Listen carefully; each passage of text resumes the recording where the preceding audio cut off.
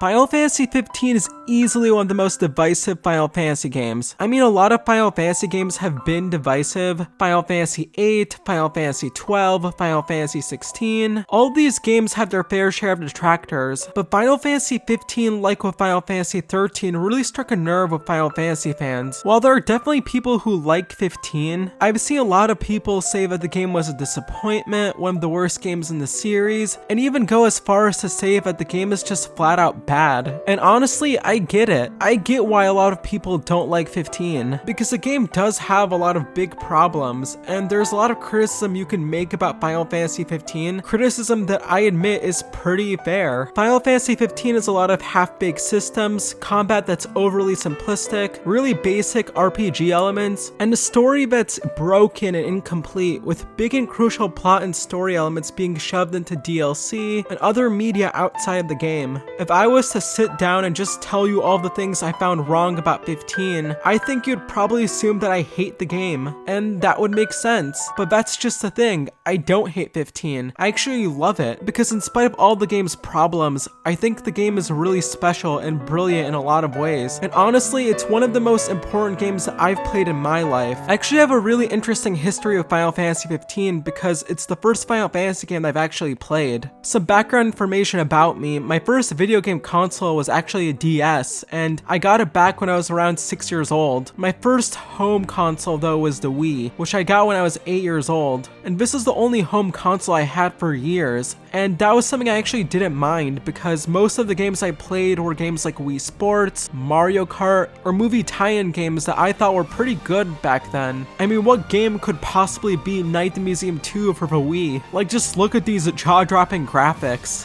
Whoa, GTA 6 has nothing on this. In 2013, I turned 13 and I got my hands on a Wii U. And here's the thing, at this point my tastes in games started to change. I was getting older and games like Wii Sports and Mario Kart just weren't cutting it anymore. Up until this point, I was also a much more casual gamer, and gaming really wasn't something I was that invested in. But around the time I got the Wii U, I started to get more interested in games. But the games I was getting invested in weren't really the first party Wii U games, it was the third party games and also the Sony first party games that I was interested in. Batman Arkham, Assassin's Creed, Uncharted, The Last of Us. These were the games I was interested in playing. The problem is the Wii U didn't really have any of these games. The Wii U had Assassin's Creed 3 and 4, but what about Assassin's Creed 1 through Revelations? The Wii U had Batman Arkham City, but what about Arkham Asylum? You know, the game Arkham City is a sequel to. It's not that I had anything against Nintendo games. I thought Nintendo games were great, but I wanted to play more than just Nintendo games, and most of what was on the Wii U were first-party Nintendo games. If you wanted to play big third-party games on a Wii U, you were basically out of luck. I eventually ended up deciding to get a PS4 in 2014, but I still hadn't really played any JRPGs, or really RPGs in general. My only experiences of RPGs were Pokemon Soul Silver and Pokemon White. Two games I had a great time with, but those games were for kids and they weren't really that deep mechanically. I would occasionally hear people talk about this series called Final Fantasy, but to me the series was just kind of there. These games seemed niche and confusing, and they just looked like games that wouldn't be for me. I didn't understand that each numbered game was its own thing. Like in 2014, I remember when Lightning Returns came out, and I was really confused. Like, who is this Lightning Girl? Was she the main character of the Final Fantasy games? That's why when I started hearing about Final Fantasy 15, I was a bit confused. Like, where is the Lightning Girl? Why are the characters completely different?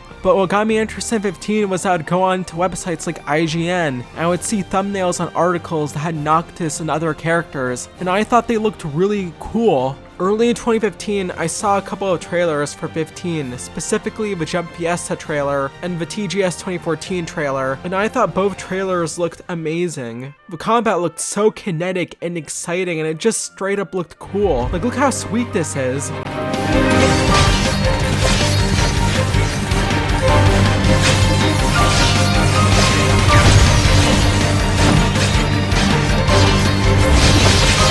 The game looked gorgeous and the world just seemed so grand, and I became obsessed with the game. I did my own research about the game's crazy development cycle, and I started to look up trailers for the game back in the day when it was called Final Fantasy Versus 13, and something interesting happened. I got really attached to the Versus 13 version of the game, even though I obviously didn't know about the game's existence back when it was called Versus 13. In fact, I ended up liking the Versus 13 version of 15 more than the trailers that were coming out for 15. I loved the dark and gritty atmosphere that Versus 13 had, and I think these trailers were the ones that really resonated with me, maybe even more so than 15's trailers. But even though it was clear that 15 would be quite different from Versus 13, I became super hyped for 15, and I knew I was 100% gonna play the game when it came out. I didn't get to play Episode D'Escape back when it came out because it was bundled with Final Fantasy Type 0, which is a Rated M game, and back then I just wasn't allowed to play Rated M games. Yep, I was one of those kids. But I did watch the anime, and I did pre-order the game. I got the game on the day it released, November 29th, 2016, but I couldn't play the game for a few weeks until I went on holiday break because I was busy with school and exams and stuff like that. But finally the holidays came and I got to play the game, and what did I think? Well, I didn't like it. What? Well, let me clarify, I didn't like it in the beginning. Let me explain. Final Fantasy 15 has a tagline that shows up whenever you open up the game, and the tagline is, "A Final Fantasy for fans and first-timers." This game was meant to be simplified to ease in newcomers and not overwhelm them, and yet as a first-timer, I actually did get overwhelmed. And I think a big reason why is because I had so little experience of RPGs, and specifically JRPGs. I remember being really confused as to how the game worked. I thought a lot of the systems like camping and leveling up were weird and kind of confusing. Combat 15 is known for being super easy, but I actually remember dying a lot when I first played the game. I didn't know that you can use Phoenix Downs, so my health would go down to 0 and I would just kind of do nothing, and then my character would die. I also didn't really do much side content, so I didn't have a lot of money for potions and other healing items, and so combat was actually kind of difficult for me. And the story, I was kind of surprised because it was barely there. The game just felt weird. It felt different from a lot of games I had played up until that point in my life. But it wasn't just that. Deep down, I wanted Versus 13. I didn't want to play this bros road trip game. I wanted to see the dark brooding story that Versus 13 seemed to have. I wanted Versus 13's dark aesthetic. I wanted this.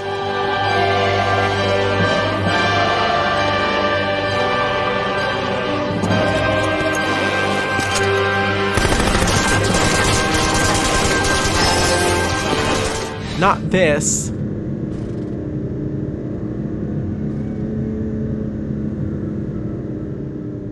I continued to play 15, and I started to understand the game a bit more. Initially, the game felt like it was holding my hand, and the game felt restrictive. But after the first few hours, the game lets you go on your own and explore more. The school holidays ended, 2017 began, and I started up the next semester in school. And I was really busy this semester. Like super busy. Classes were a lot tougher, and I had a lot of big school projects to do. Not to mention I had my SAT, which if you're not familiar with the SAT is basically an exam that students in the US take, and it's used for college admissions. And since I'm from the US, that's obviously the exam I take. I was just very busy this semester and also very stressed out. I also heard that 15 was getting a bunch of updates and new DLC packs that would improve and fix the game, so I wanted to wait to play 15 so that I can play an improved version of the game. I honestly ended up not playing much of the game for the rest of 2017. At this point, 15 had gotten a lot of updates, quality of life improvements, and DLC, and the game was getting a Royal Edition in a few months. I hadn't played any of the DLC, and so I thought about just picking up the Royal Edition so I can get the DLC for the game on a physical disc and just play that version of the game. But for the Royal Edition, all the DLC was coming on a voucher, and by this point, so much time had already passed, and I really just wanted to go and finish 15. So I dived fully back into 15, and I think this is where the game really began to click for me, because by this point I'd gotten the hang of how combat worked. I'd also gone into the second half of the game where the open world was no longer the focus, instead it was a story. And so I played the game for hours and hours on end until one day day in early 2018, I finished it. And I have to say, when it was all said and done, I loved it. I thought the story, which had a very slow start and it was honestly pretty underwhelming, had a really strong finish, and the ending really made everything work for me. And a lot of things in the game that I thought were kind of weird or odd, I ended up really liking in the long run. And even after I beat the game, I didn't actually stop playing it. I would just boot up the game and I would just go have fun in the open world. Years have passed since the game came out, and during that time we've gotten the first two parts of the Final Fantasy VII Remake trilogy and a new mainline Final Fantasy game, Final Fantasy 16. And yet, despite all of that, despite the passage of time, despite these new entries in the franchise, 15 still really stuck with me. It's a game that's still special for me. I always go back to playing this game just to spend time in the world and just spend time with these characters. Since being 15 back in 2018, I've started to play other JRPGs and other Final Fantasy games. I've seen just how deep JRPGs could be and what they can offer. I knew I would eventually replay 15 and make a video about it because 15 was such an important game to me. But what if I didn't like the game the way that I did when I first played it? I knew 15 wasn't as deep as those other games. Those other JRPGs were deeper than 15 with both their combat systems and RPG mechanics. And so I was nervous that because 15 wasn't as deep as those games, I wouldn't really enjoy playing through it again. I was nervous I only liked 15 because of nostalgia, and once I took off those nostalgia goggles and saw 15 for what it was, I wouldn't like it anymore. So I played fully through the game again, did a bunch of side quests, played through a bunch of the DLC, and I have to say, I still loved it. While there are definitely a few things that I remember liking before but I didn't like as much upon replaying the game, there are also things I liked and appreciated more now having replayed the game, so it more of a balanced out. I could still confidently say that I love Final Fantasy 15, and I think if you're willing to overlook some of 15's obvious issues, you can walk away from the game having had a positive experience. I want to make a video where I dive into the thick of things for 15, and I want to defend the game and explain why I love it. Now when I say defend 15, that doesn't mean I won't be criticizing 15, because I will. I'm going to be criticizing the game quite a bit actually, but I want to defend the game in the sense that I want to explain that why, in spite of its flaws, 15 is still a great game that has a lot of value. I'll be splitting up the video into sections. I'll be putting time codes in the description, so feel free to just jump around if you want. This video is going to contain spoilers for not just 15, but for the 15 compilation in general. So if you're sensitive to spoilers for the game, or for the anime, or for the movie, then that's something you're just going to have to keep in mind. Also, liking the video, commenting on it, subscribing to the channel, following me on Twitter or X, all that stuff really does help me out, so I'd really appreciate it if you did all that. With all that being said, I hope you enjoyed the video.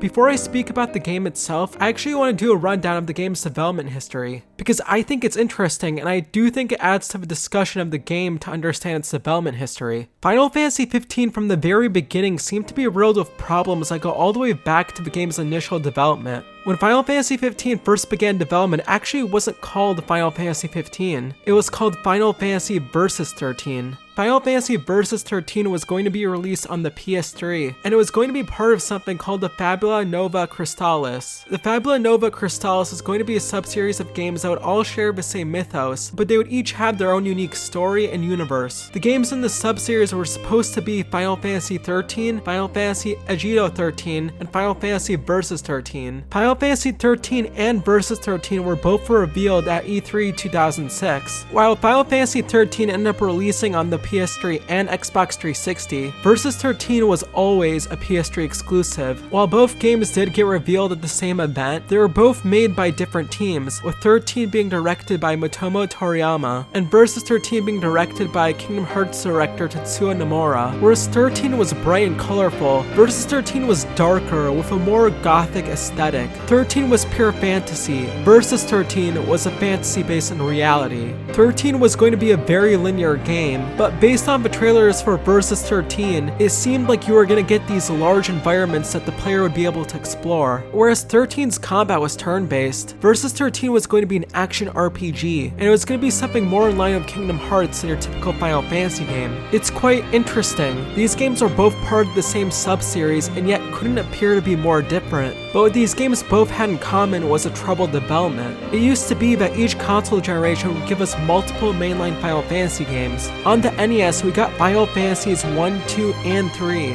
On the SNES, we got Final Fantasies 4, 5, and 6. On the PS1, we got Final Fantasy 7, 8, and 9. And the amount of time you'd spend waiting for a new mainline Final Fantasy game would be 1, 2, maybe 3 years at max. Final Fantasy 7 came out in 1997, Final Fantasy 8 came out in 1999, and Final Fantasy 9 came out in 2000. All of these games coming out in the exact same generation. New major Final Fantasy games with new stories, new worlds, all within the span of a couple years. However, this just wasn't possible once we got to the 7th generation of consoles. This was the first generation where gaming was transitioning to HD. Prior to this generation, the development team would make all of its own technology in-house, which worked well back when Final Fantasy games had simpler visuals and were being made by smaller development teams. However, during the 7th generation of consoles, this ended up being a massive problem for game development. The team created an engine called Crystal Tools, which is meant to be used for 13, Versus 13, and 14. The issue was that this engine couldn't properly accommodate all these different projects. In the end, 13 was prioritized and it eventually came out in late 2009 in Japan and in early 2010 internationally. While 13 did get pretty decent reviews with 8s and 9s across the board and 83 on Metacritic for PS3, the game ended up being super divisive among gamers, with a lot of gamers complaining about the game's linearity, with its combat, with its story. The game just wasn't that well received. Final Fantasy XIV launched in 2010 and it was a complete disaster. Unless you've got the patience of Job or some kind of masochist, you shouldn't play Final Fantasy XIV. Its problems are so vast that I could spend hours talking about them. The awful interface, the recycled content, the stringent limits on questing, the useless maps, the stupid market ward, these issues and dozens more constantly have you asking that age-old question, what were they thinking? The game had so many issues and it was torn to shreds by basically everyone. The game was so poorly received and bad that it ended up getting a total do-over with A Realm Reborn in 2014. Final Fantasy XIII had gotten a direct sequel announced and released, and Final Fantasy Egito 13 had also come out. And interestingly enough, it was rebranded to Final Fantasy Type 0 to distance itself from 13. Meanwhile, Versus 13's development was still continuing, but news on the game was sparse. You would see Noctis on promotional material with 13 too, so the game was still being made, but the question was, where did Versus 13 go? New trailers would be released for Versus 13, only for there to be long periods of silence regarding the game. There was even a rumor at some point that Versus 13 had been cancelled. Of course, this was debunked, but it is kind of interesting looking back at, knowing what we know now. In 2013 though, there were rumors and speculation that development for Versus 13 was moving to PS4, and that the game possibly might get a rebrand. And then E3 2013 happened, and we got this trailer.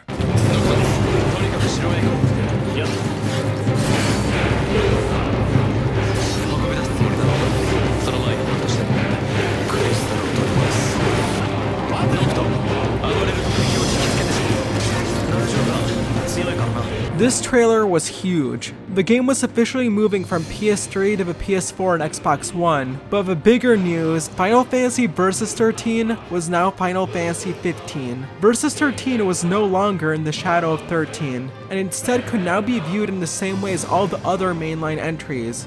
At this point, it had been over 7 years since the game first got revealed, and since 15 began development shortly before its reveal as Versus 13 in 2006, that means at this point in time, 15 had also been in development for 7 years too, right?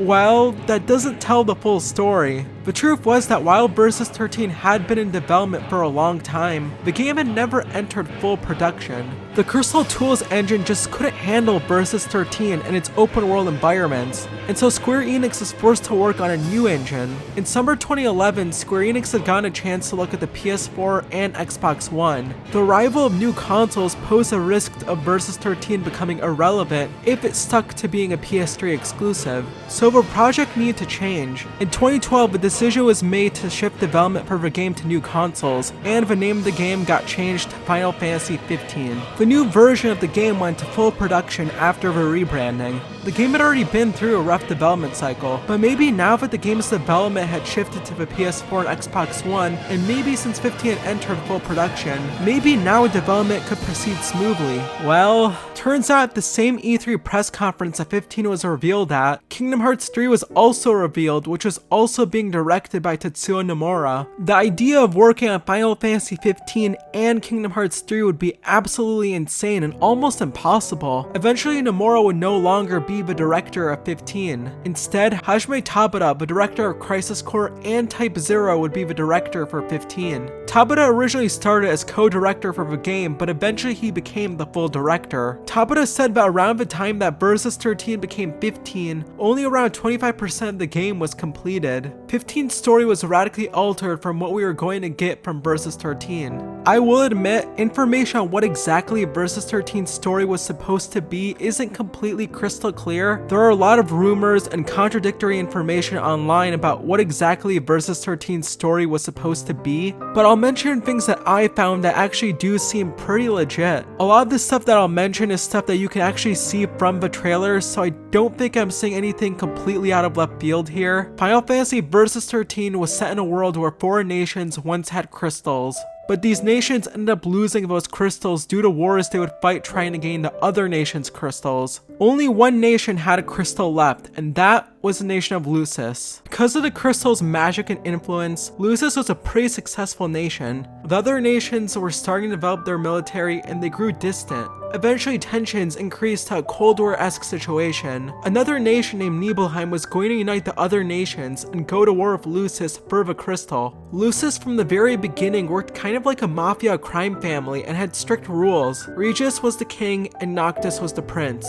Ignis, Prompto, and Gladiolus were Noctis' team members and were his entourage. In Lucis, there was the goddess Etra, who is the goddess of death, and you could see that reflected in these dark designs of Lucis. The Versus 13 trailers would mainly show Lucis at night, and the royal family and other citizens would be dressed in black, which also reflected this. Also, worshipping the Grim Reaper was going to be a theme in Versus 13. Fun fact, during this scene in this Versus 13 trailer, you can see a painting of Etro being held up by a Grim Reaper statue. The game was going to open with a party in the city of Insomnia, where a treaty signing between Lucis and Niflheim was going to happen. There was a character named Stella who is going to be the game's main heroine. There would be a scene where Noctis and Stella would talk about a legend from her country of Tenebrae. The legend says that when Etra opens the unseen gate, souls of the dead ascend as a streak of light to the heavens and go through the unseen gate. When the few among the dying see the light, they get power from the kingdom of the dead. Stella and Noctis could both see the light, and Noctis guessed that both him and Stella had a near-death experience. They both say goodbye, and then later on, bam!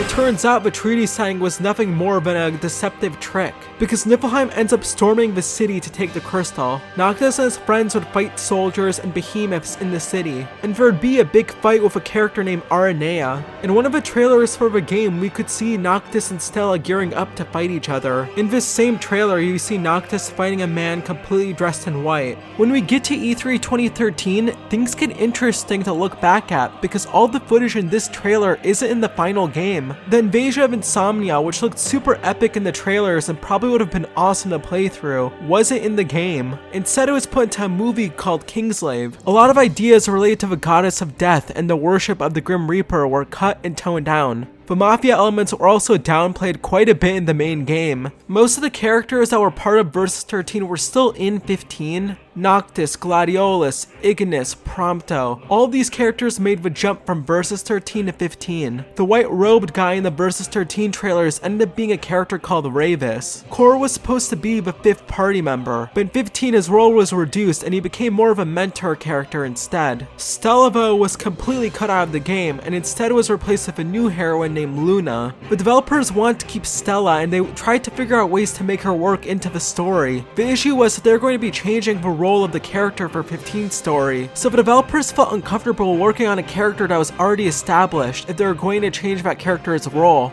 So they decided to just completely change the character. While there's a lot of talk about things that 15 changed from Versus 13, 15 did keep many of the elements from Versus 13. Many of the character names and designs were kept in place. Both 15 and Versus 13 are action-based RPGs that ditch the turn-based combat from the other games, with 15 seeming to essentially have a modified version of Versus 13's combat. Gameplay aspects like switching between characters and combat wasn't in the game at launch, but it was added to the game later on in an update. A lot of songs that were made for Versus 13 also made their way into 15. Somnus and Omnis Lacrama are such incredible songs, and it's so good to see those songs carry over into 15. Stuff like Noctis teleporting and being able to manifest his weapons from thin air also made their way into 15. And the scene where Noctis and Stella meet in the Versus 13 trailers are obviously not in 15, but in Kingslave there is a scene where Nyx meets Luna that does pay homage to that scene. So actually a good amount of stuff from Versus 13 made its way into 15, but still doesn't feel that way, because whatever Nomura had truly envisioned for 15, that wasn't the game we were going to be getting. If you just compare the vibe between the trailers for Versus 13 and a lot of the trailers for 15, you'll immediately notice that the vibe is completely different. It's not that the trailers for 15 were bad, because in my opinion they're actually very good, but they didn't have the same atmosphere that the trailers for Versus 13 had. The tone for Versus 13 just seemed a lot darker and more mature than 15, and there was something alluring about Versus 13 that 15 just didn't seem to have. And I do find it interesting that even today, people still talk about Versus 13. The reveal trailer for Kingdom Hearts 4 actually seems to give off a lot of Versus 13 vibes. Also, whereas the story in Versus 13 seemed to be focusing more on political and family drama, the story in 15 seemed to be focusing more on Noctis' relationship with his buddies. While the Versus 13 trailers did have Noctis and his buddies going on a journey, and the trailers for 15 that seemed to be taking center stage. It's not bad, but again, it's just not the same. While the changes made from Versus 13 to 15 were very stark, and it may feel like Tabata and the team working on 15 were betraying the original version of what Versus 13 was supposed to be, it's important to note that we just don't know what Versus 13 truly would have been like. The elements we saw in the trailers looked promising, sure, but who knows how these elements would have worked in the actual game, or if they would have been changed by Nomura himself. According to Square Enix character designer Roberto Ferrari, who worked on Versus 13/15, the story for the game was changing every 3 months. Nomura at one point wanted to change 15 into a musical after seeing the 2012 Hugh Jackman Les Miserables film, and he had to be talked out of it by the heads at Square Enix, so who knows what would have happened if Nomura had his way. Tabata said that Versus 13 was more of an idea than an actual game, and he also said that when Versus 13 became 15, it was only 20 to 25% done. In 2015, Square Enix released a remaster for Final Fantasy Type 0 called Final Fantasy Type 0 HD, and it came with a voucher that would let you access a demo for 15. The demo is called Episode Disque. This demo is pretty interesting because it's quite different from the final game. The graphics, the interface, the controls, the combat, all of it was different from what you would get in the final game. While a lot of elements and aspects of the demo did make their way into 15, the demo itself isn't in the game. Granted, this demo did come out while 15 was still ways away, but it's still interesting to look back at. Also, fun fact, this demo can't be played on PS5. The footage I'm showing you here is footage I captured from the PS4 Pro, because I couldn't play it on the PS5. On the PS4 Pro, the game does have some frame rate issues and the resolution isn't great. The demo is playable on the Xbox Series X/S, so maybe you might want to play it there to get a more stable frame rate, although the resolution is actually lower than the PS4 version. In 2016, almost 3 years after the game was re-revealed as Final Fantasy 15, we got a big event called Uncovered, where we found out that 15 wasn't just going to be a game, it was going to be a universe. At this event, we found out we were going to get a movie, an anime, a pinball mobile game, and another demo. And to top it all off, we were finally going to get a release date for the game, September 30th, 2016. Finally. And after one delay, which seems quite fitting for the game honestly, Final Fantasy 15 finally came out on November 29th, 2016. Over 10.5 years after the game was revealed, this game went through absolute development hell. Similar to other games like The Last Guardian or Nuke Nukem Forever. A lot of studios would have just outright canceled the game with all these issues in development, but Square didn't give up on this game. 15 was a game that had so many different issues during development, so much happened with the game over this decade, but finally it was coming out. With all the hype that had been building up for the game over the course of a decade, with all these sky-high expectations, could the game possibly live up to all of this? Could any game? Well, with 15, the answer was no.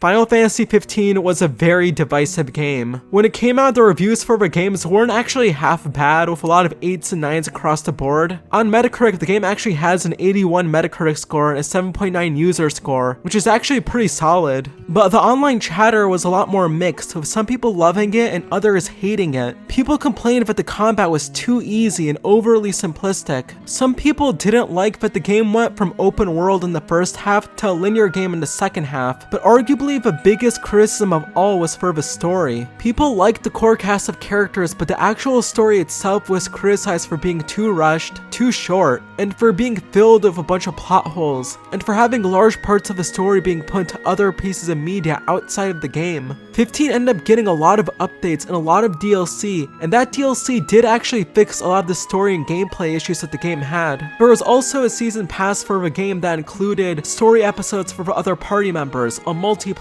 mode, and a holiday and booster pack. But that wasn't all. Later on, we got a royal pack which included an expanded map for Insomnia, a first-person view, open sea exploration, and more. The royal pack and the season pass content were bundled in together for a new addition to the game, the Royal Edition. And also the PC version of the game was finally coming out, and it was called the Windows Edition. The game was clearly rushed out of the door, and it's obvious the team just didn't have time to finish the game, but finally they managed to release the definitive version of the game. The version of the game that should have been released at launch. Except the game was going to get even more content. We were going to get DLC episodes for Arden, Aranea, Luna, and a new episode for Noctis. And it turned out Square Enix is doing a second anniversary stream for the game. I remember being very excited for this stream. Maybe we're going to get some new trailers for the DLC episodes. Maybe we're going to get new DLC announced. Who knows what amazing announcements we were going to get during this stream. So I, along with a bunch of other gamers, tuned into this stream, and this is what we got.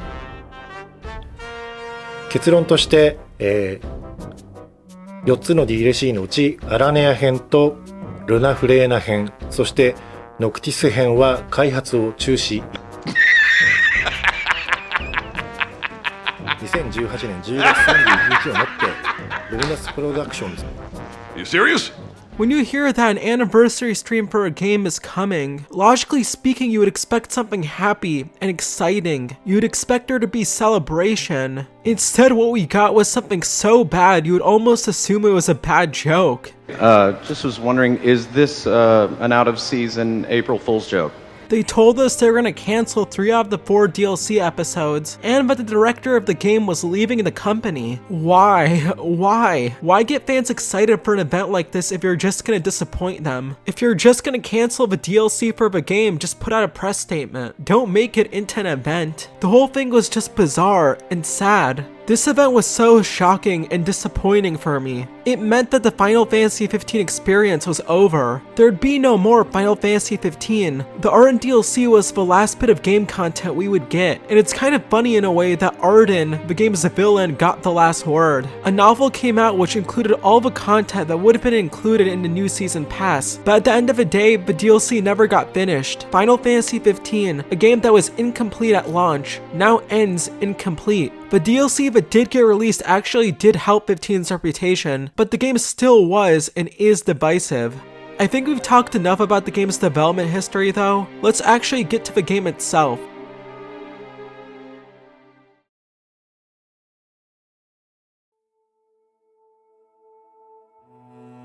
Final Fantasy XV is set in the world of Eos. Eos has 4 nations, Accordo, Tenebrae, Niflheim, and Lucis. Lucis is ruled by Regis Lucis Caelum, and the capital of Lucis is a city called Insomnia. The crystal is given their army magic, and also protects the city with a really big force field. But here's the thing, Niflheim is a nation that has really advanced technology because of the knowledge they have of magitech. They've managed to develop an army that doesn't need human soldiers. Niflheim has taken over the world with the exception of Lucis. But Niflheim and Lucis have been fighting, and Lucis isn't doing too well. It's clear Lucis is gonna lose until Niflheim offers a truce. Lucis has to surrender all of its territories to Niflheim, and Regis' son, Noctis Lucis Caelum, the protagonist of 15, has to marry the princess of Tenebrae, Lady Lunafreya, who's also an oracle. Noctis and Luna were childhood friends, and they would often talk about their duties in the future. But Noctis and Luna haven't seen each other in 12 years because Tenebrae, the nation Luna is from, was conquered by Niflheim. Although the two do still message each other by writing in a book that's carried by Luna's dog Umbra. So Noctis and his buddies need to take a trip to Altissia for Noctis' wedding to Luna. The first scene in the game takes place 10 years into the future, as we see an older version of Noctis and friends while they're starting to battle Ifrit. Right off the bat, I love how the game already visually shows you the bonds between these four characters. Prompto, Ignis, Gladiolus, or Gladio are all introduced trying to help and save Noctis, and the scene ends with the four of them all huddled in together as they get ready to take down Ifrit once and for all. I got your back! Here you go. Let's go! After the scene cuts to the past, before the fall of Insomnia where we see Noctis and his friends talking to King Regis. Both scenes are set in Insomnia, but everything just feels completely different. In the opening, Noctis looks super focused, but here he's so carefree. Everything feels more relaxed, but also we know things are gonna get bad soon. And there's a lot of foreshadowing in this scene. Regis tells Noctis that he won't be able to return, which is true. When Regis is talking to Noctis, it feels like he's giving him a farewell, because he obviously is, just in a subtle way. After we play the game and go back to this scene, we know that Regis gets killed later on in the treaty signing. And so lines like this, I fear I have left too much unsaid. these lines don't mean much during this scene, but after beating the game, they mean so much more. Like, there's so much he wanted to tell Noctis, but he just couldn't find a way to say it all. In the beginning of this scene, Regis talks like a king, very formal, serious, unaffectionate, but by the end, even though he's still speaking in a serious and formal tone, there's a feeling of fatherly love when he talks to his son. Regis really wants to tell Noctis how much he loves him and he wants to keep him around for as long as possible. I think this is a great scene, and this moment right here also is just so good. Take care on the long road. Wheresoever you should go, the line of Lucis goes with you. Walk tall, my son.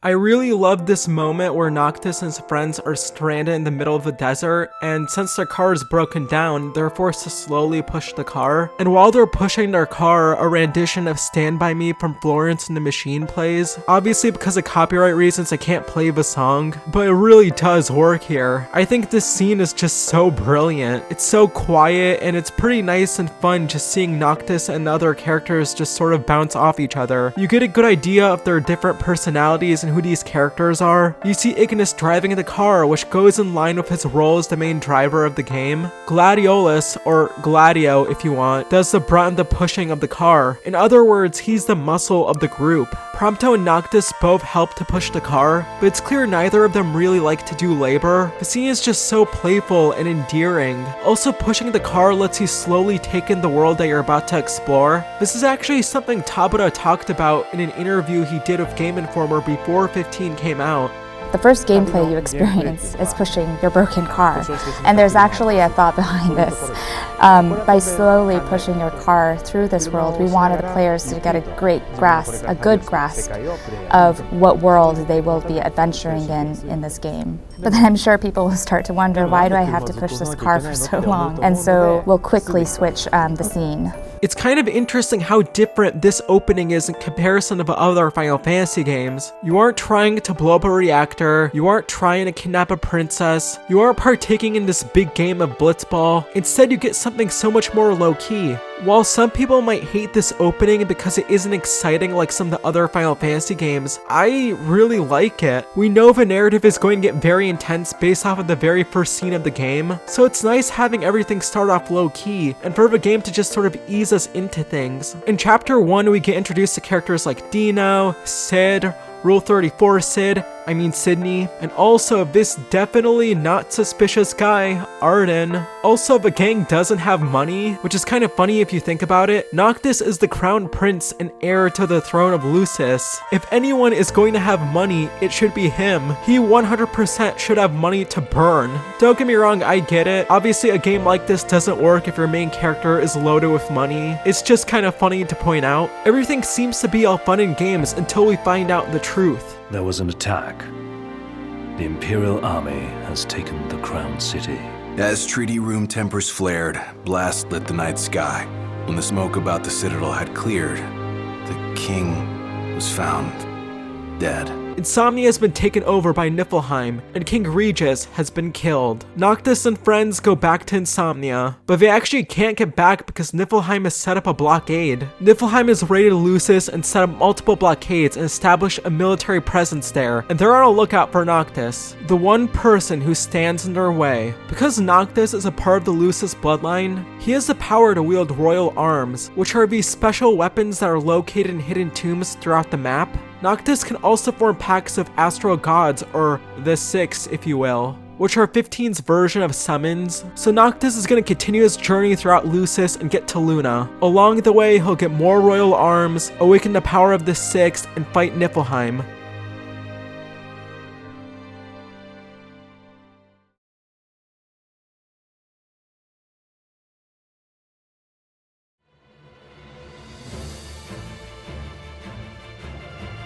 The big thing about Final Fantasy XV is that it's an open world game. Final Fantasy games have actually never truly been open world, even though it sometimes feels that way. They initially start out quite linear actually, having you go from point A to point B with occasional deviations. The world map in the beginning would have limited exploration, but as you unlock more locations and more vehicles, you get more freedom. Exploration would become deeper and deeper the more you played the game, and this would all lead up to you getting the airship, letting you explore the entire world map freely. This was a really smart way to not just give players more exploration as the game went on, but it was also a good way for the game to maintain solid pacing. You're constantly visiting new locations, you're constantly getting new mechanics to make exploration feel more engaging and interesting. And because you were visiting so many varied and unique locations, you got the feeling that you were traversing the whole world. And this would fit with the stories that these Final Fantasy games were trying to tell. These stories that would span the entire globe.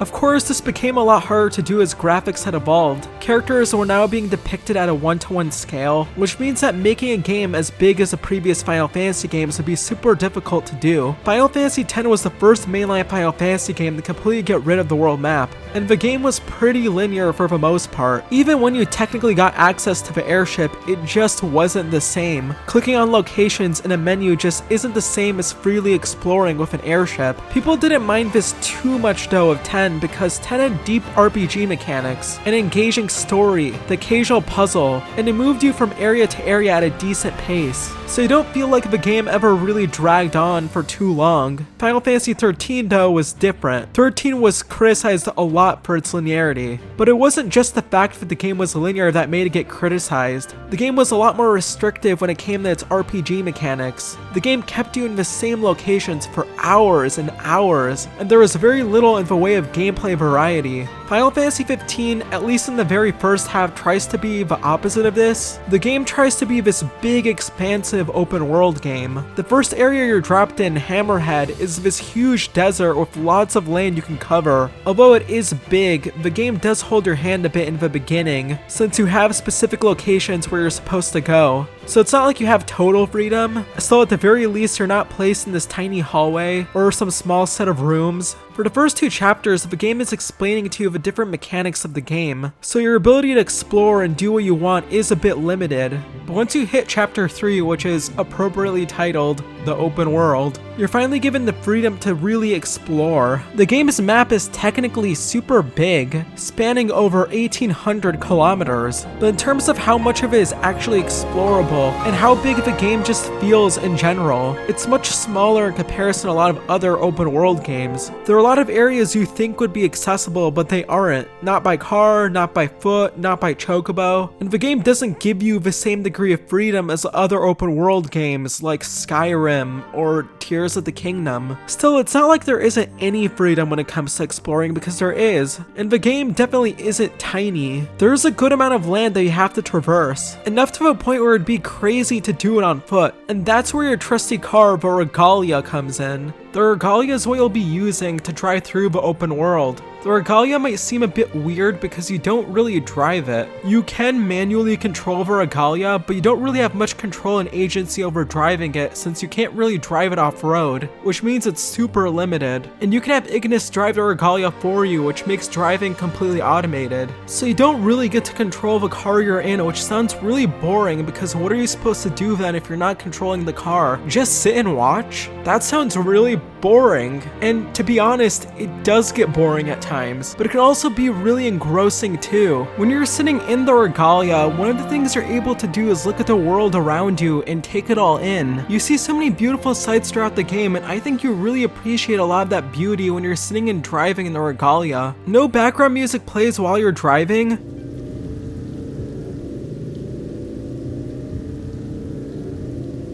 but you can buy soundtrack CDs from different shops and listen to songs from the other Final Fantasy games. And you can even listen to music from other franchises like Nier or Tomb Raider, which is really cool. Playing music from the other Final Fantasy games while Ignis drives you honestly is just so immersive. Still, it can get a bit boring at times, but thankfully the game does let you fast travel to places you've already been to. So at a certain point into your playthrough, you can mostly ignore driving if you want. And while the Regalia does restrict you to driving only on roads, you can do a series of quests involving Cindy that does let you unlock the Regalia Type D, which lets you drive off-road. This gives you the freedom that the normal Regalia doesn't, letting you drive the Regalia where you want and however you want. The one thing about the Regalia Type D is that it's super easy to just completely wreck this thing. The Regalia has this really nice pristine look to it that gives it a lot of character, and the damaged version of the Regalia Type D just sort of takes away from that. Also, I hate to be nitpicky, but the Regalia Type D looks like a monster truck, which isn't a bad thing per se, and obviously it's not a problem with the game itself, but I'm just not a fan of the way it looks. I think it looks fine when you're driving it off-road, but on-road, it really does stick out, and not in a good way. Instead of using the Regalia Type D, I actually end up using the Chocobos more when I want to go off-road.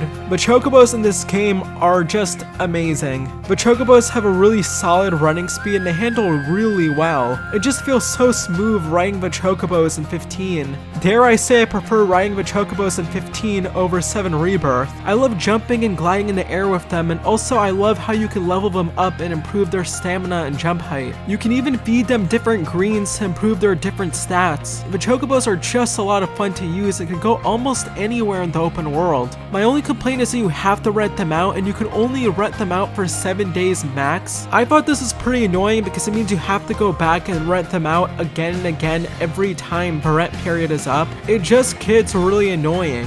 I just wish the game would let us keep the Chocobos. I mean, what reason does the game have to not just let us keep them? They only cost 50 gil a day to rent, so it's not like they're super expensive anyways. It just feels like an added inconvenience to include this rent system. Still, I love the Chocobos in this game to death, and I think they're a great addition to this game. The one place Chocobos can't go is the sky, and that's where the Regalia Type F comes in. The Regalia Type F is something you can unlock after beating the game, and this lets you fly basically wherever you want. I think the Regalia Type F is pretty cool. It lets you see the world in a new way, and it's just cool that you're flying. I also think it was a great way to include something similar to the airship from the older Final Fantasy games into this more modern day Final Fantasy game. The only issue I have with the Type F is landing it. It's just way too easy for something like this to happen.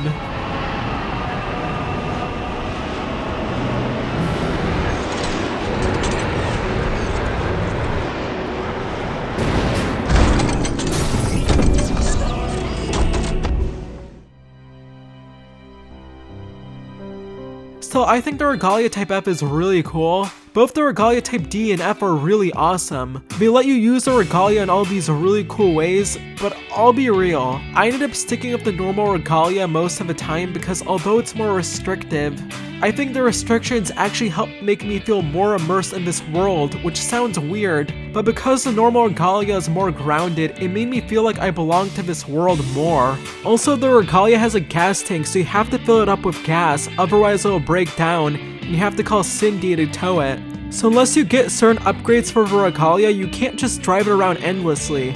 Also, at least in the beginning of the game, you aren't really supposed to be driving at night. Well, I mean you could, but it's just a lot more dangerous because there are enemies called demons that you encounter at night, and they're a lot more dangerous than the enemies you'll usually fight during the day. Ignis actually won't drive, and so you have to drive manually, and while you're driving on the road at night, demons will stop you and you'll be forced to fight them if you want to continue driving. So early on, the game encourages you to not drive at night and instead just rest up. You rest at campsites, hotels, lodges, all places you would typically go to rest up in real life. In fact, the brand for the Bros camping equipment is Coleman. Coleman is a real company that actually does make camping equipment. The game doesn't have a fatigue meter or anything like that. Your characters won't get weaker for staying up at night, so there's no penalty if you don't rest up, but you'll need to rest in order to level up. If you rest at a hotel or lodge, you get more experience, but also you have to pay money. But if you decide to camp instead, Ignis will cook you a meal. Ignis will be able to create different foods depending on the ingredients you have, and these foods all have their own stat bonuses. This includes stuff like more health, more attack damage, immunities to poison. The food in the game also looks so good. Like, just look at this food. They put so much detail into this food. The food even has physics. And the dishes in the game look so delicious. Yummy, yummy, yummy, I got love in my tummy and I feel like loving you.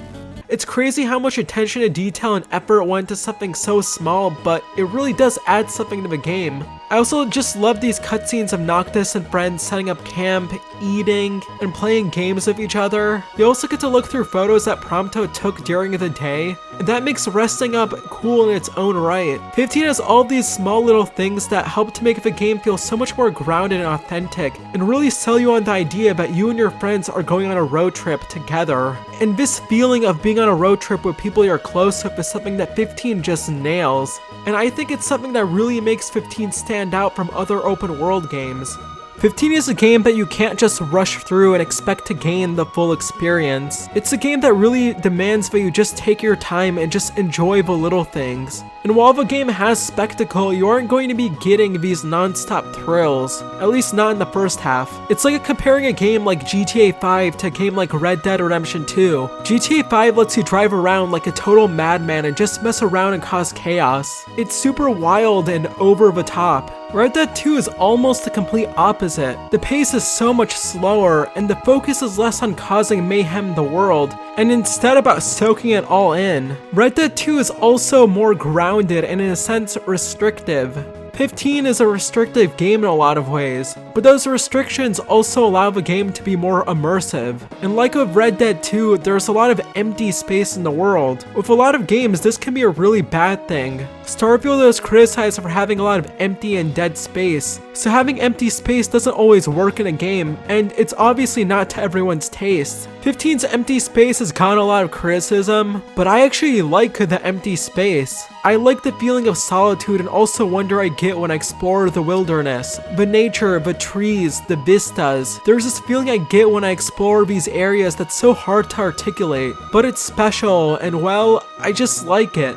Although I get why it might not be everyone's cup of tea. And there's still stuff to find in 15's world, so it's not completely empty. There are hidden bosses and dungeons. There are a lot of side activities and things to do in the world, although I'll get into that later. One thing 15 definitely needed more of was towns. There are only 2 full cities that you visit in 15, Lestalem and Altisha, and neither of these cities have a lot of interesting NPCs to interact with, if any at all. Some NPCs will give you side quests and others you can have minor interactions with, but other than that, there's nothing much to say about them. They're just sort of static. Hey brother, try one of these.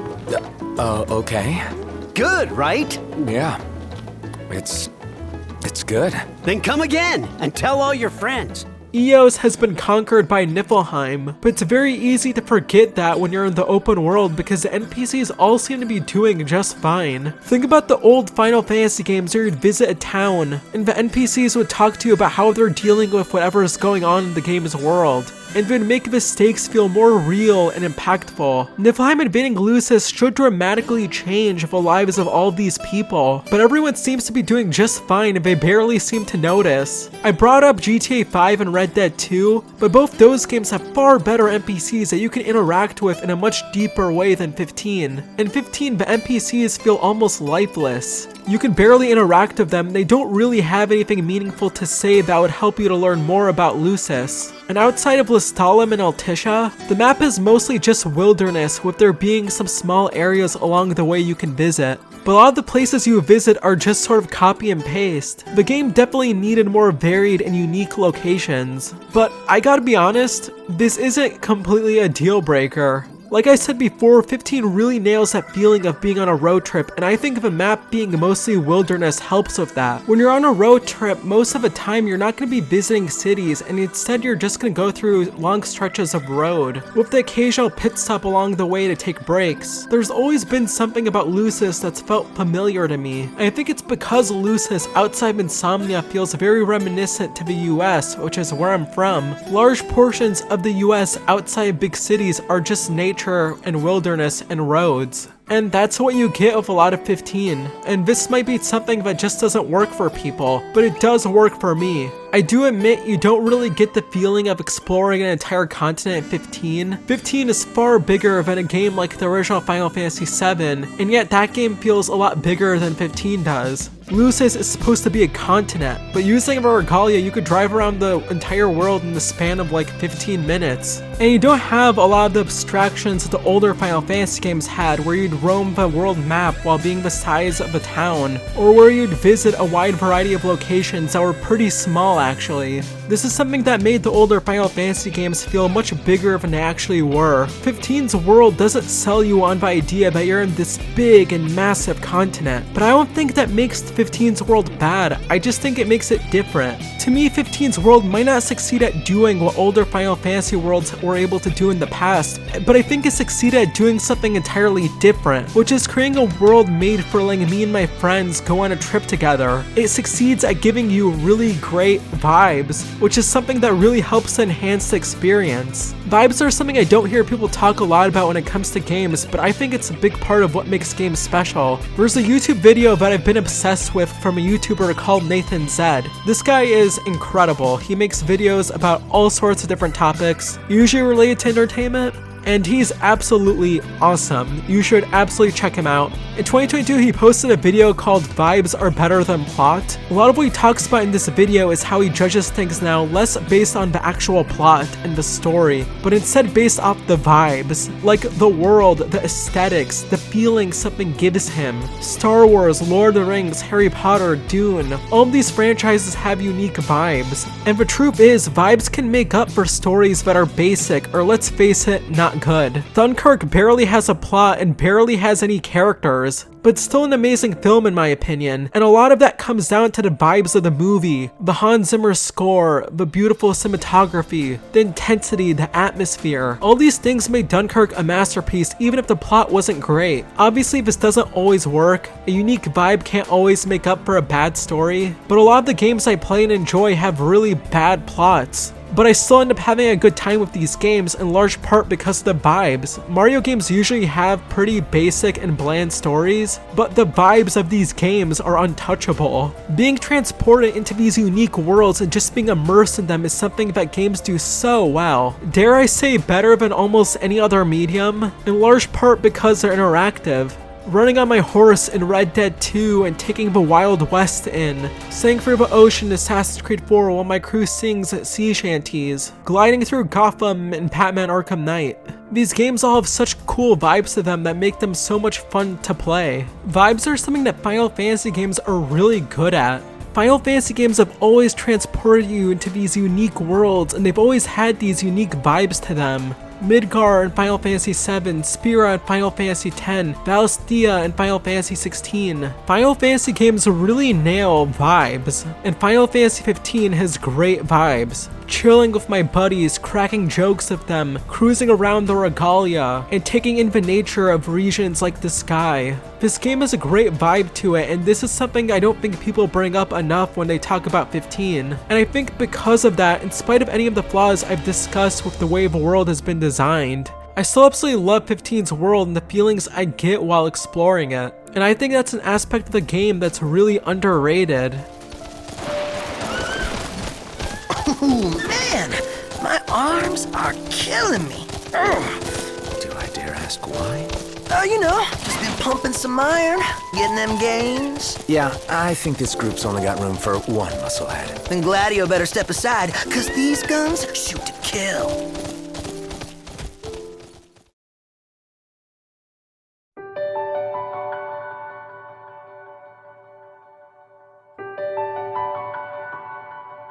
Final Fantasy games have always been known to have cutting-edge graphics. Final Fantasy 7 and 10 and 13 were all just incredible looking games back when they came out. And I think 15 is no different for the PS4 and Xbox One. While I don't think the game looks as good as something like Uncharted 4 or The Last of Us Part 2, the game still undeniably looks amazing. In fact, I would argue that 15 looks better than a lot of games that come out nowadays. The environments, the faces, the particle effects, all of it looks really good for the most part. For me, the big thing that sticks out about 15's visuals is the lighting. The lighting in this game is so good. And I don't really see people talk about the lighting too much, but it really is great. The way the light bounces off the roads is so beautiful. 15 was meant to be a fantasy based in reality, so the art direction is noticeably more realistic than something like 13 or maybe 7 Remake, so the visuals may not immediately jump out to you as much as those games,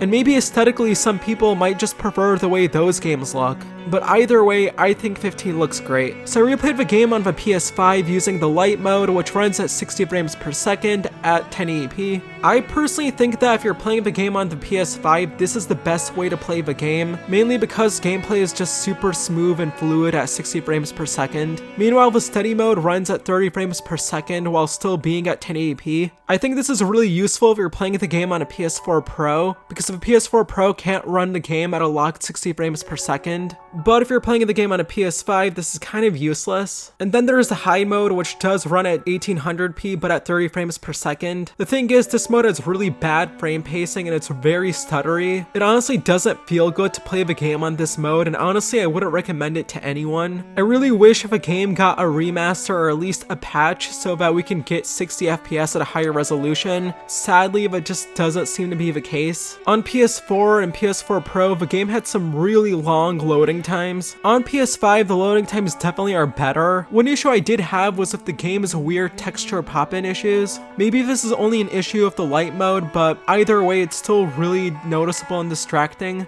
I didn't remember experiencing this issue when I played the game on PS4 Pro, but I wasn't 100% sure if I was remembering this right. So I ended up doing a test where I checked the Wiz's Chocobo camp on the PS4 Pro, because on PS5 the texture pop-in issues here are really noticeable. And sure enough, this area didn't have nearly as many texture pop-in issues on PS4 Pro, at least in comparison to PS5. Also, while playing the game on PS5, there was one scene where I had weird texture issues, and I wasn't sure why.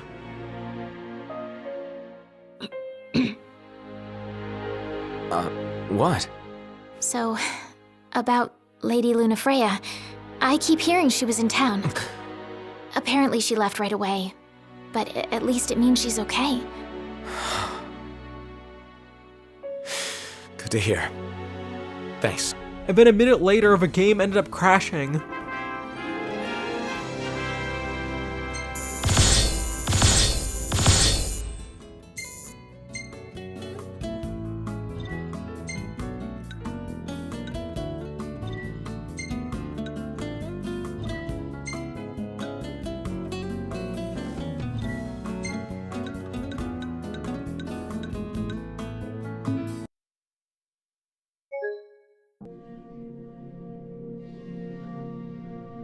This is the only time the game crashed during my playthrough. Another thing too is that the game, at least on the light mode on PS5, has really bad draw distance. But from what I understand, this doesn't seem to be a PS5 only issue. The game has some really impressive detail and foliage if you're looking right in front of you, but once you look off into the distance, you see a lot of really muddy and bad textures. I feel like this all has to do with a lot of the constraints of getting the game to run on last-gen hardware. Honestly, a new patch or a remaster would really do this game wonders.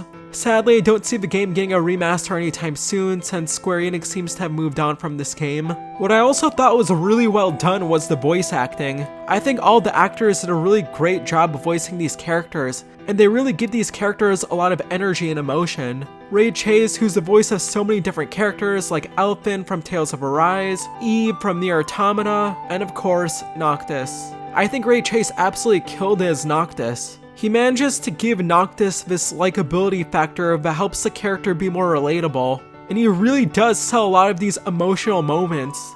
Entrusted it to me. Then why didn't he tell me that? Why did he stand there smiling as I left? Why?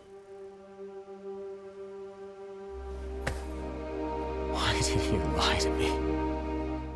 Of course, Ray Chase isn't the only actor doing an amazing job. Robbie Daymond, Adam Crosdell, Chris Parson, Matthew Mercer, these actors and really all the actors in the game do such a great job. Darren DePaul, who voices Arden, is so good.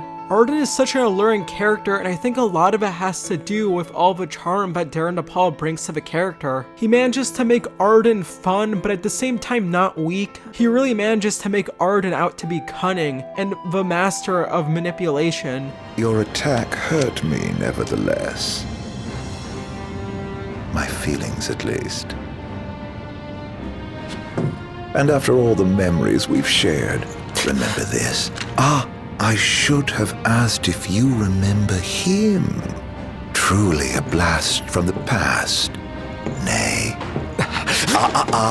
You mustn't take what's not yours. Also, I don't know if anyone else thought about this, but Darren DePaul's performance as Arden kind of reminds me of Jeremy Irons as Scar from The Lion King. Seriously, I think you could have cast Darren DePaul as Scar in The Lion King remake, and I think it could have really worked. Darren DePaul really does elevate Arden. I can't imagine anyone else voicing that character in English. Since we're on the topic of presentation, Final Fantasy XV also has one of my favorite soundtracks in any game that I've ever played, ever. I can't stress just how much I love the music in this game. 15's music is absolutely incredible. 15 changed quite a bit from the transition from Versus 13 to the game that we got, but it's great that they kept a lot of the same tracks from Versus 13, and also that they kept the legendary Yoko Shimomura as the game's composer. This woman has such an incredible track record. She made music for Kingdom Hearts, Parasite Eve, Super Mario RPG, and so many more games. She is an absolute legend. Her work is absolutely amazing,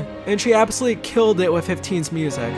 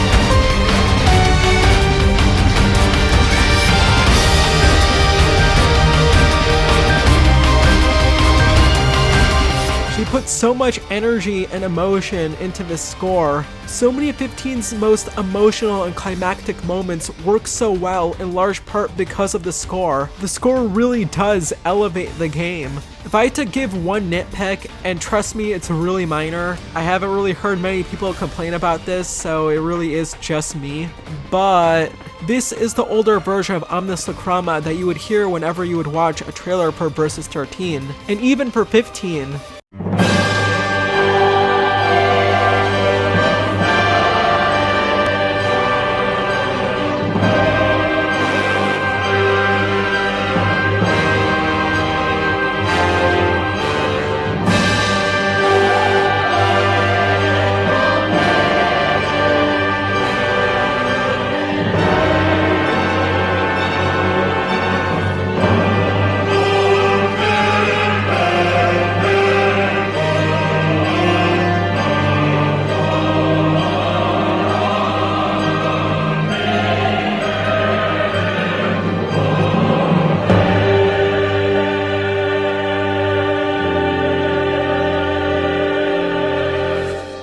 Now this is the version of Omnisakrama that we got in the actual game.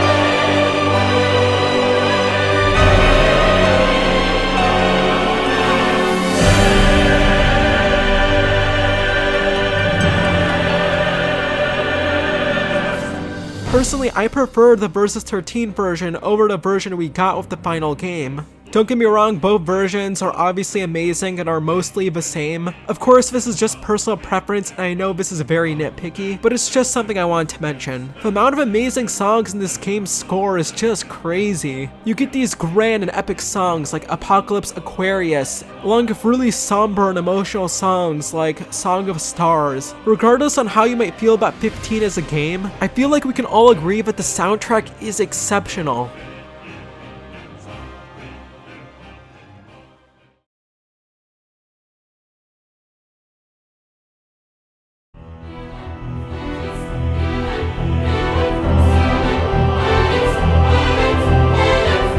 Before Final Fantasy 15, Final Fantasy games had turn-based combat. Although turn-based combat is known as being a staple of JRPGs, JRPGs are actually not where turn-based combat originally came from. Turn-based combat technically originates from the West through tabletop games like Dungeons & Dragons. These games are becoming more popular during the 70s and 80s.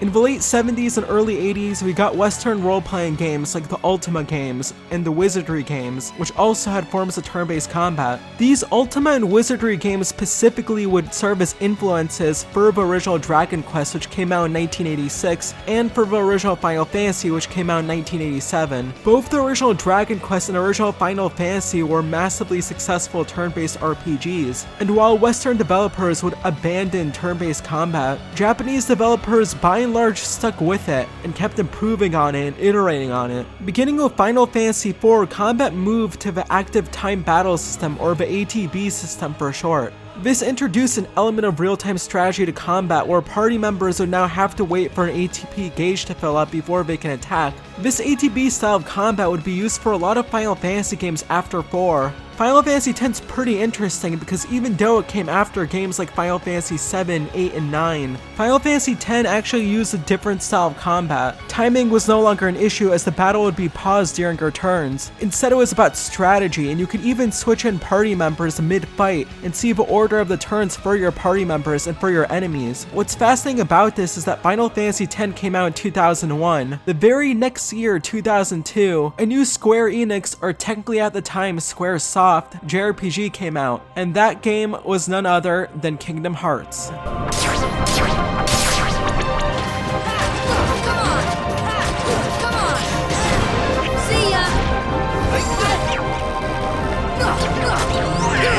The idea behind Kingdom Hearts began when Final Fantasy series creator Hironobu Sakaguchi and game producer at Squaresoft Shinji Hashimoto had a discussion where they talked about how they wanted to make a game that had the same freedom of movement as Super Mario 64 in the 3 dimensions, and that the only characters who had the popularity to rival a Mario game were Disney characters. The original Final Fantasy 15 director Tetsuya Nomura overheard the conversation and volunteered to lead the project. Kingdom Hearts' combat was radically different from Final Fantasy X's combat and the combat from the other Final Fantasy games. Kingdom Hearts was a real-time action RPG with fluid movement where you can execute these long combos and do it in mid-air too.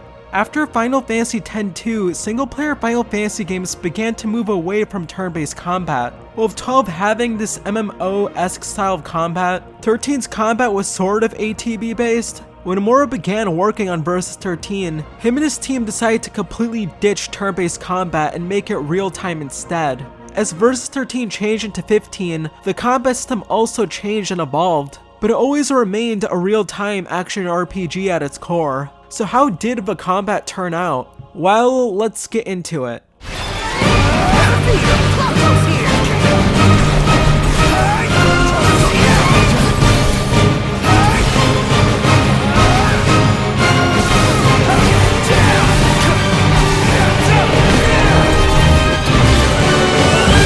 So So how combat works in 15 is that when you enter combat, you press the attack button and you'll automatically start attacking. And you'll just keep attacking as long as you're holding the attack button. And you'll start a combo chain. You don't have to do anything else, just hold the attack button and that's it. You can also press and hold the dodge button. Noctis will automatically dodge everything. You don't have to think too hard about it, although you do lose MP, which is something you do have to think about. Another part of 15's combat is that you can throw your weapon, and you'll automatically warp to the enemy you threw your weapon at. The further away you are from an enemy, the more damage you'll do when you warp. But you can't just keep warping over and over again because you'll lose MP. If your MP is down, you can always warp to a specific point, which lets you regenerate the MP you lost. MP is really only something you need to take into account for dodging and warping, which is kind of funny to think about since MP is usually used for magic, which 15 has.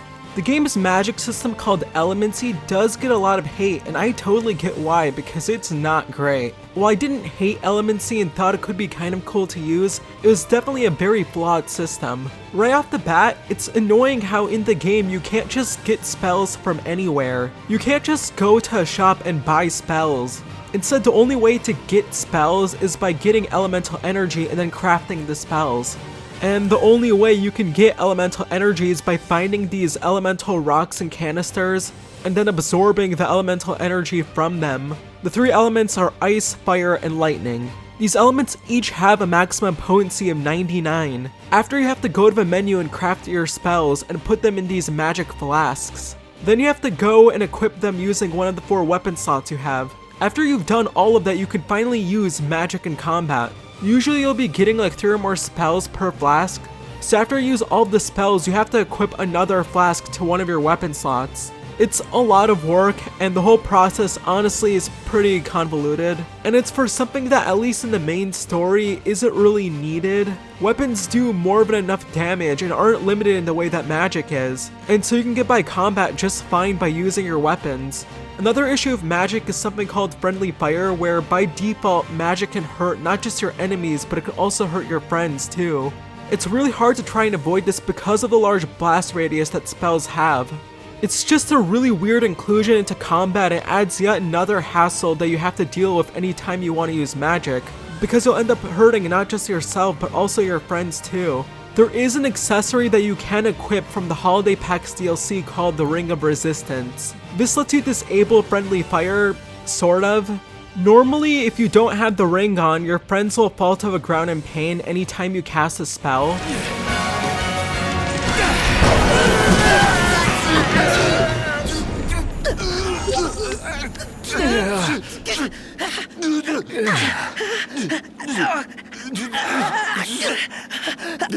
Oh yeah! So the ring stops the initial damage of the spell, but any of the other effects like electrocuted water, for example, will still affect the guys, even if the initial spell doesn't. I wish the Ring of Resistance did more, but oh well, it is what it is. Now I actually need to admit something about the game's magic system. I didn't realize until after beating the main story during my recent playthrough that you can actually use more than one element at once during crafting, and that you can also use items for crafting magic too, which can make the potency higher and make spells much more devastating and effective. While I did use magic a fair amount in combat, I do think it could be useful. I also think that it requires an awful lot of extra work, and I could see a lot of gamers just outright ignoring it and never using it. The camera can also be really obnoxious. Usually when you're in wide open fields and you have enemies that aren't super massive, it's fine. But when you're surrounded by foliage or when you're inside and surrounded by walls, it all of a sudden becomes a massive pain as the walls really make it hard to see what's happening. Like, what's even going on here? Also, something I wasn't a fan of was the game's summons. You can't just use the summons any point during combat like with a lot of the other Final Fantasy games, which I guess you could explain because of narrative reasons. And also from a gameplay standpoint, it would break combat completely if they could just show up whenever, since they do a lot of damage. How they work is that when you hit certain conditions during combat, like low health and stuff like that, you'll get a prompt to call on them, and they'll just show up and do massive damage. And you also get these insanely epic cutscenes of this awesome music playing in the background.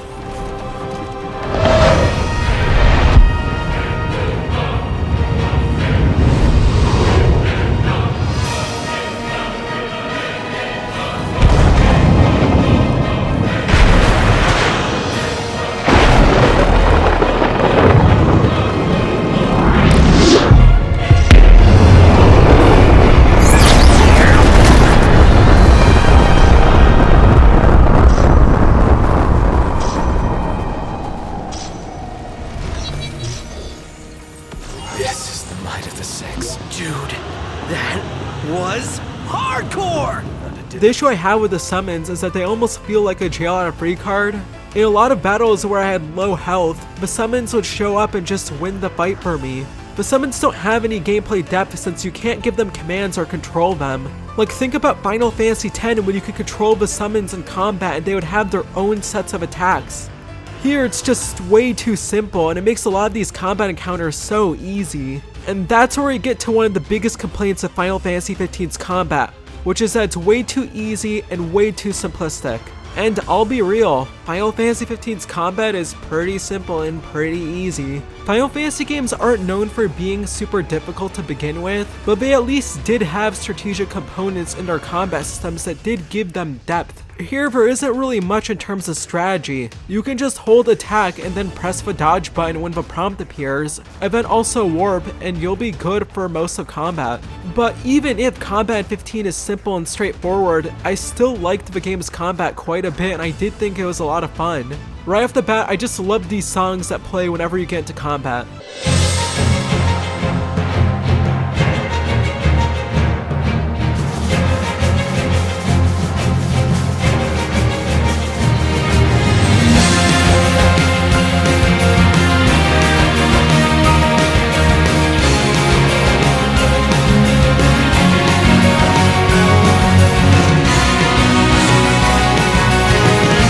This is just so good. The thing I love about 15's combat is that it's really fluid, and I love just how mobile Noctis is. Noctis moves very quickly, and I like that. Some people think that combat is too floaty, but I quite liked how Noctis moved. The game's combat animations also are just so good. And obviously good animations doesn't mean combat will automatically be fun, but I think for 15, the animations do help to make things like warping and dodging and parrying just feel so satisfying to execute. Warping is just the coolest thing ever. In the trailers, you would see Noctis do these epic warp strikes, and it's cool that the game was able to retain that for the most part. Dodging and parrying in the game is also really easy to do, but it was still fun. Also, although you could hold down the attack button in combat, I noticed that a lot of the time I would just press the attack button anyways instead of just holding the button down. That just might be a me thing, but I do think it does make combat more enjoyable if you play it like me and you don't hold it down. There are a lot of different weapons that Noctis can use in the game, like one-handed swords, daggers, polearms, great swords. These different types of weapons all have a different feel to them to control. Some weapons like the great swords are really weighty, which is pretty cool, while the one-handed swords feel so much lighter. Weapons within the same weapon type do have slight differences that can make them fun to try out. You can equip up to 4 weapons at once and switch between them using the D-pad, which you should do since enemies are resistant to certain weapons while being weaker to others. And you'll know because of the color of the hit points. If the hit points are shown in white when you're attacking, then that means you're doing standard damage. If the hit points are purple, then that means the enemy is resisting your attack. And orange hit points means your enemy is weak to your attack, so you do more damage. And this does add some element of strategy to combat, not a lot, but some. I think that 15's combat does have a layer of depth you can unearth if you want. Things like directional inputs and combo abilities are things that you can look into to give combat more depth. But the thing is, the game never really makes you tap into that depth at all, and I think a lot of it has to do with just how easy combat is. Do you know how easy this is for me? Do you have any idea how easy this is? This is a joke. One of the reasons why the game is so easy is because of the game's itemization. Basically, at any point to combat, you can press the items button and combat will be paused. Meanwhile, you can basically go and use as many healing items as you want. This breaks the game's combat since at any point you can use as many healing items as you want, and you don't have to think about a lot of the elements that made having low health much more intense in the prior games. In the other Final Fantasies, most healing items would only work on one person, and it would be kind of rare to get healing items that would work on the whole party.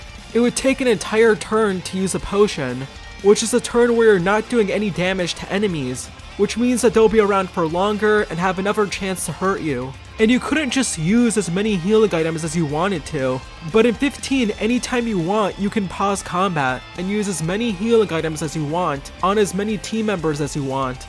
Also, if the character you're playing as dies, the game gives you an opportunity to use the Phoenix Down and avoid a game over screen. This means that as long as you don't run out of Phoenix Downs, You'll never get a game over screen even if your health goes down to 0, unless you choose to die on purpose. The ability to just spam items is probably one of the biggest issues with 15's combat. I will say that while 15 is an easy game, there is challenge to find if you go looking for it. What I mean is the main story can be really easy, but outside the main story, the game does have content that is a lot more difficult. There are hunts and optional dungeons and random high-leveled enemies that do make the game more challenging and engaging, and I was able to actually find challenge in the game by just using less items. Doing that forces you to actually play smart and use the different mechanics and characters in the game to your advantage, since you can no longer just spam healing items. One of 15's DLCs, Episode Gladiolus, actually does have challenge, and the reason being is that you only get a limited amount of healing items. And so that made the DLC and especially the final battle a lot more tense and actually really engaging to play through.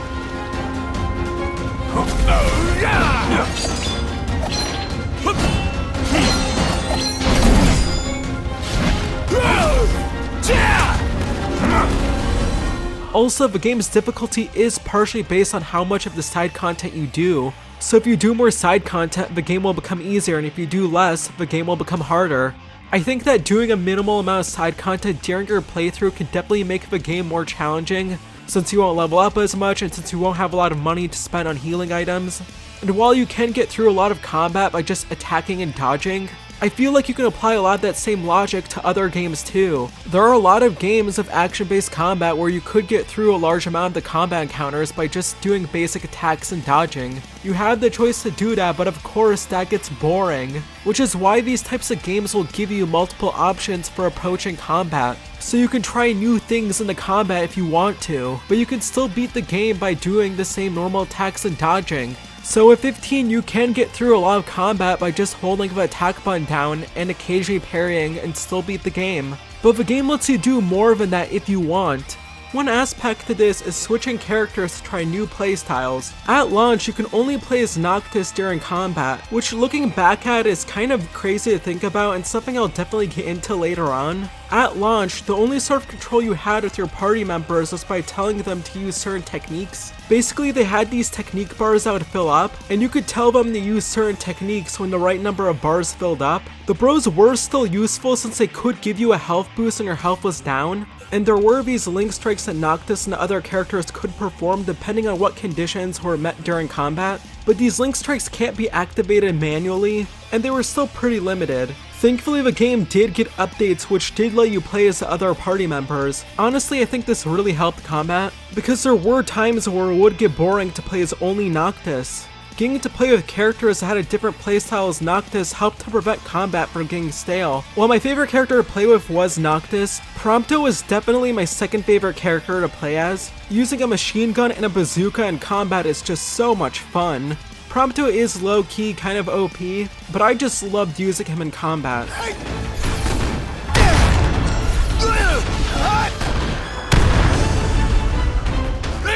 My pleasure.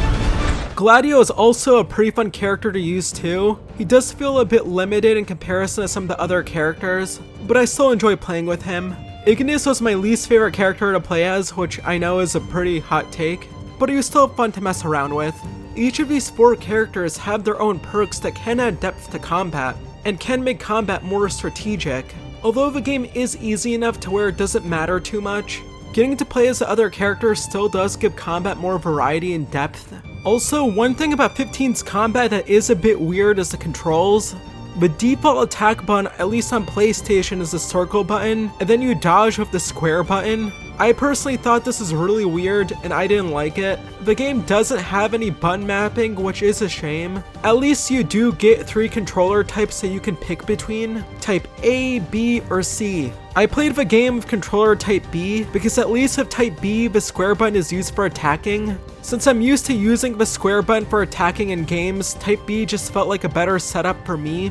Although you do have to use L1 for dodging, which did feel a bit weird, but that I can get used to. One thing is that when you do play as Prompto, his controls don't adjust to the type B controls, so you're forced to use the square button for stuff like dodging, and you have to use the R2 button to open up the items menu, which was definitely annoying because I'd press the triangle button, which is what you would do to open up the items menu with the type B setup, but the items menu wouldn't open up, and this would cause issues during some of the fights in the game. Obviously, this isn't the game's fault per se, but it just seems like something to keep in mind. 15 was a game that really attempted to appeal to newcomers, and I think the combat is the biggest example of this. And the combat system being more action-oriented, simpler, and easier definitely made the game more accessible. While this definitely made the game easier for players less experienced with JRPGs to get into, I do think that they underestimated gamers and their ability to play more difficult games, because games that have come out after 15 like Elden Ring have really shown that difficult games that offer a lot of combat depth can still be very successful. And Baldur's Gate 3, a game that had really deep turn-based combat, sold really well.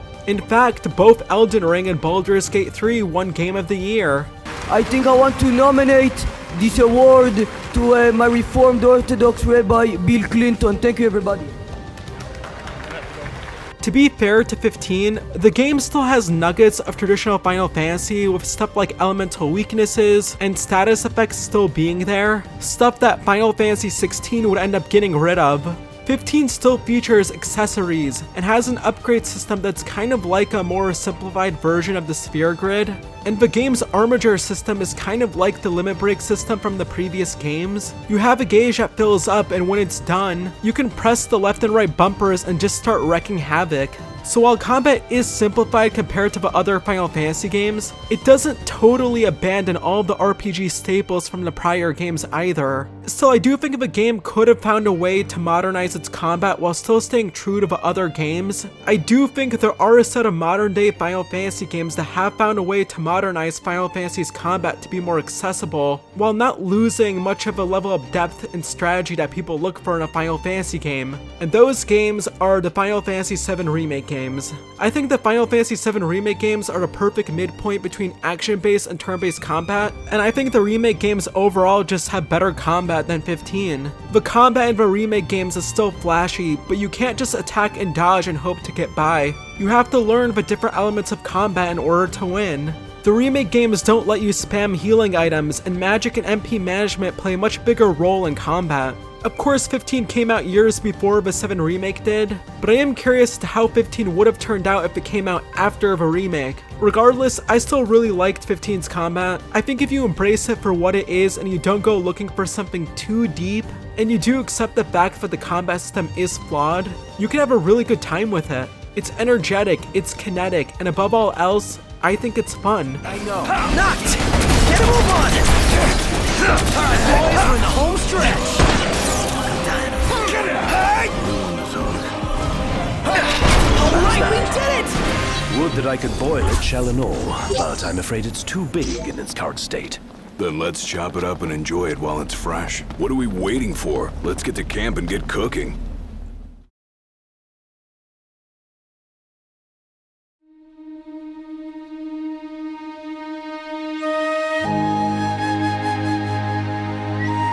Obviously, with Final Fantasy 15 being a big open world game, of course it's gonna have a lot of side content. One of Noctis' favorite hobbies is fishing. It's just something he really likes doing. And the game has a surprisingly solid fishing minigame. When you fish, you need to think about the different types of lures and lines. If you do it wrong, it's entirely possible not to attract any fish. And when you do catch a fish, you need to be careful about tilting the control stick in the direction the fish is going, and then reeling the fish in at the right moments.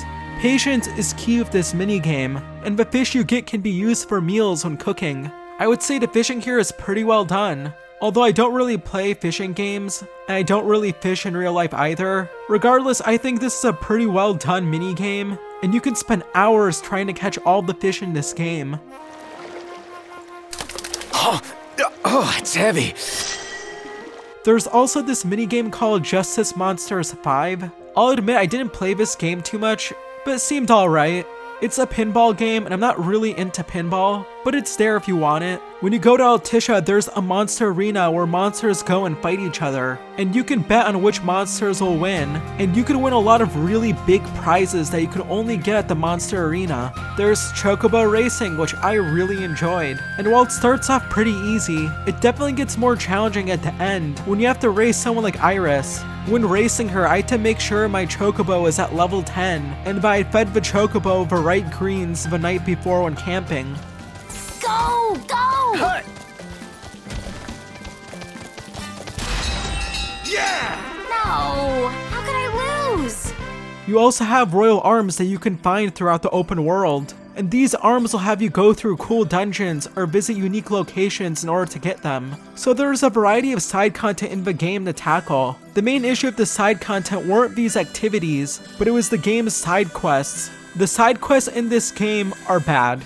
There's just no two ways about it. They're boring, they're monotonous, they're just not fun. Like, I met this guy named Dino early on in the game and he wanted me to go and find this stone.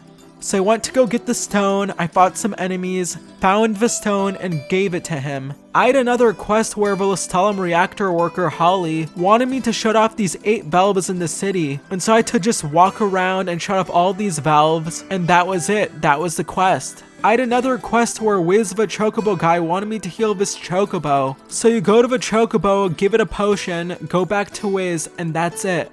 That's the quest. The thing with all these quests is that they all just feel like busy work, meant to pad out time. And they're all so repetitive. You visit different locations, but you're doing basically the same thing every time, with the only difference being the recommended level for the quest. And oh my god, there are so many of these quests. I honestly wouldn't mind these fetch quests too much if there was only a limited amount of them. And in 15, technically there are a limited amount of these quests, but they feel endless. And there are times where the game could have made these quests slightly more interesting, at least from a gameplay perspective. Like, take Vive. Vive wants you to go and take some pictures. Maybe the game could let you take control of the camera, and maybe before you take your pictures, you have to make sure the camera is properly framed. But no. Instead, you go to the quest location, then you press a button and then Prompto automatically takes the picture for you. And that's it. And that's just less interesting. Oh, not bad, not bad. You got talent, that's for sure. My readers are gonna dig this. Regardless of the NPC you meet, their side quests almost always feel the same, boring. And what makes these quests even more annoying is the travel aspects. It isn't just picking up the item that's annoying. It's that you have to drive all the way back to where the NPC is and give it to them. Well, okay, like I said earlier in the video, the game does have fast travel, so you could just go to the different parking spots and places you've already been to without having to drive back. But here's the thing. For one, you have to sit through a loading screen, which on PS5 isn't too bad, although it's still annoying. And even if you do fast travel, there's still a decent amount of travel you have to do. Like, think about Dino's quests. Anytime you do one of his quests, even if you fast travel the golden key after getting the item he wants, you still have to go and cross this bridge and waste time to get to him. So there's all this added time on top of just doing the quests. This isn't as much of an issue when the number of quests like this are limited, but when you have to do so many of these quests, it does get really tedious. I think the big issue here is the writing. Good writing can really help to elevate a game's side quests. Like, think about a game like God of War Ragnarok. While I think the gameplay in these side quests is pretty solid, the big thing that stands out to me about these quests is the writing. The writing in God of War Ragnarok's side quests is pretty good. You learn more about the world and the characters, and that makes Ragnarok's side quests feel more meaningful. Also, if we're gonna get into gameplay too, Ragnarok's side quests are just better designed from a gameplay perspective. Ragnarok's side quests have really solid level design. They'll have more variety too. In the same quest, you'll get a mix of combat and puzzle solving and light platforming. And all of that just helps to make the quests feel a lot less mindless to do, and a lot more fun from just a pure gameplay sense. Ragnarok's quests also give you really meaningful rewards that actually make the quests feel like they're worth doing. In 15 you do get rewards for quests, like Gil and XP and random items or accessories, but a lot of these rewards aren't anything crazy or meaningful. Still, that's not to say there aren't quests with good rewards in 15, because there are. Cindy's quests actually are a really good example of this. Her quests are pretty typical and uninteresting to do, and these quests have pretty bland writing. One of our regulars told me they found something real special lying around. A rare can of car wax. but her quests at the very least do get you upgrades for regalia when you complete them, like improving fuel efficiency, increasing the regalia's max speed, getting high beam lights to ward off demons. In the Royal Edition version of the game, there is a quest where you have to go and get these 4 big tires for Cindy. This quest isn't anything exciting, you just have to search around for the tires in this one area, but what do you get for doing all that? Well, the regalia type D.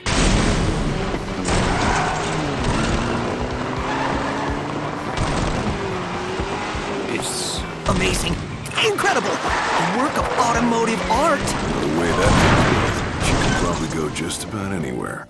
Hunts are basically you going and killing monsters, but you do get more rewards through hunts. And there is also a rank system which does add a level of depth to the hunts. One thing I will say about the side quests is sometimes they do take you to some pretty interesting locations. One of these side quests has you going and visiting the Rock of Ravado, which is this volcanic mountain that you see while exploring the open world, and a place you definitely can go exploring on your own if you want to because it's really cool. The mountain requires a good amount of effort to actually go up and climb it, and at a certain point you reach an area with hot magma, but the magma burns you and causes you to lose health, which is something you have to think about. And also, since the mountain is really steep, climbing it causes you to lose stamina, which is also something you have to think about. But once you reach the top of the mountain, you get this super incredible view of the world. This mountain also has a royal arm you can go and find, but just being up there on the mountain was so incredible. One of Cindy's quests involves you going down the crystalline channels, which are these series of abandoned sewers underground. The crystalline channels is a dungeon in the game, and making your way through the channels feels like you're making your way through a maze. It's really confusing trying to make your way through this place, but it was also kind of cool at the same time. So many open world games struggle with repetitive and dull side quests, which feel like they're there to increase playtime rather than meaningfully enriching your experience with the game. And sadly, 15's open world has a lot of those same issues. I personally think 15 would have been better if it had a quarter of the amount of side quests, but each of the quests were just more interesting. 15 had a rushed development, and I think you really do feel that with the game's side quests. But that's not to say there isn't good side content in the game, because there definitely is. And there is a lot of fun to be had in the open world, because the game does have good side content, and I think that's something that's worth acknowledging.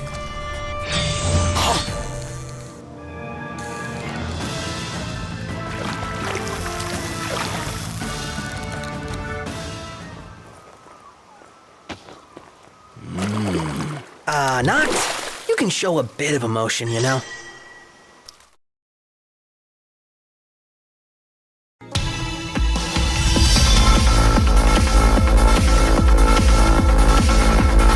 The first half of Final Fantasy XV, aka chapters 1 through 8, are pretty light on story. A lot of the first half is just Noctis and friends going and fighting royal arms, and just kind of doing stuff that doesn't feel too meaningful. The stakes don't feel very high, even though they technically are. I mean, Niflheim has taken Lucis, and Noctis' father is dead. Things logically speaking should feel serious, but they don't. The first half of 15 is surprisingly short. The chapters themselves don't take that long to complete. You could complete chapter 8 in like 15 to 20 minutes if you wanted to. I'm not kidding, it's literally that short. Granted, most chapters in the game take like an hour or two to complete, but still 1 out of the 8 chapters in the first half of the game takes less time to complete than an anime episode. The first half of the game also feels like it's missing a lot of story content that's important for explaining to you what's actually happening. A lot of games will take the time early on to explain to you who these characters are, and the world they're in and what the situation is. They give you exposition, which might seem annoying in the beginning, but it lets you get a clear idea of what's happening so you can get invested in the story. With 15, there's shockingly very little exposition during the first half of the game. Instead, the game just assumes that you know everything already. The game already assumes that you know that Noctis is going to marry Luna, and that's why he's going on this trip with his friends. The game already assumes that you know who Noctis' friends are and that you know what the situation in Lucis is. So the game itself doesn't really spend any time explaining this stuff to you. One thing a lot of stories will do to give audiences exposition in an organic way is by including a character that's kind of clueless, like the audience is. That way other characters can explain things to them and it won't feel out of place. Think Luke Skywalker or Harry Potter, or if you want a Final Fantasy example, think Titus from Final Fantasy X. Titus doesn't know anything about Spira, so it makes sense when other characters explain things to him about the world. But in 15, there is no Titus character. All of the cast are pretty knowledgeable about everything that's going on, so they obviously don't need to explain these things to each other, but it makes it harder for us to follow the story. Of course, that's not the only way to give us story exposition. There are many ways 15 could have communicated to us what the situation is and who the characters are. It just didn't do it, at least not in the base game. 15 does have content that gives backstories to these characters, and that gives you context for what's going on in the game. Only that content comes in the form of DLCs, a movie, an anime, and more. Without consuming a good amount of this content, so much of the game's story makes no sense. And I could see a lot of people who skip out on this additional content getting confused by the game's story, not being able to properly follow it. Also, a lot of the chapters in the first half of the game feel like they aren't there to meaningfully push the story forward, and instead are more there to pad out the game's length. Like after chapter 4, your car conveniently gets taken away, and so a large part of chapter 5 is spent getting your car back. Also, chapter 6 is just taking Iris to Kayam, and you and the guys deciding midway through to go take down a fort to get revenge for Jared. Oh, we'll definitely talk about Jared. And it turns out that Regis' old ship, the one that will take Noctis and his friends to Tisha, turns out it needs a rare type of ore called mithril. So you have to spend chapter 7 going through this dungeon to get mithril for the regalia. And in chapter 8, you find out that the reactor in Lestallum got conveniently raided by demons. So Noctis and Gladio have to go and fight off the demons, and that's basically chapter 8 in a nutshell. It just feels like a lot of the missions from chapters 1 through 9 are there to make the game longer. Although a lot of the stuff you do, like getting royal arms and forming covenants of astrals, is helping you out, and it is making Noctis stronger. It just doesn't feel meaningful. Now, hearing all of this, it may sound like I hated the first half of the game, but I actually didn't. The story in this part of the game does take a backseat, and while that is bad in some ways, there are actually pros to this too. Because the first half of the game is light on story, a lot of the focus is instead shifted to the guys and them just having a good time. Them going to new places, exploring the open world, them just chilling out. Aww, I think he likes you. I guess. Clawed his way into your heart. Might keep on clinging. Forever. In the first half of the game, you're making memories with your friends, and all that becomes really important in the second half of the game, because in the second half of the game, you don't really get a chance to form those memories anymore with your friends. The second half of the game is also darker, and the vibe is a lot more dour and serious. And so I think getting a chance to breathe and take it easy during the first half of the game is a good thing. And also letting you get close to these four before things get really intense is also great too. And it's not like there aren't any cool moments in the first half of the game either, because there are. You gotta be kidding me.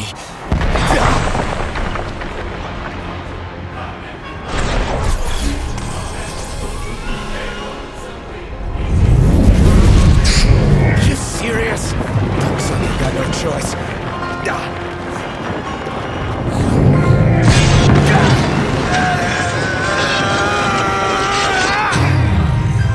Chapter 4 of the game has this super insane boss fight with Titan. I'll admit, this fight mechanically speaking is pretty bare bones. You would think, given how big Titan is, that the fight with him would be super difficult and mechanically deep, but no. The fight with him is pretty easy and simple, but yet it feels epic. Titan is just so massive and you feel so insignificantly small compared to him. The scale of this boss fight is just crazy, and that makes it all the more cool to see Noctis and his friends fight him. Also, the song that plays in this scene, Apocalypse Noctis, is amazing. The mechanics in this fight are pretty basic, but from just a pure spectacle standpoint, this fight is amazing. And because the fight isn't that long, it doesn't overstay its welcome. Final Fantasy 16 years later would have boss fights that would eclipse the ones in 15 from a pure spectacle standpoint. But it doesn't mean the boss fights in 15 don't have impact, because they absolutely do.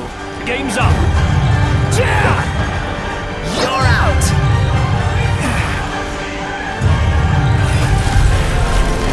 It's over!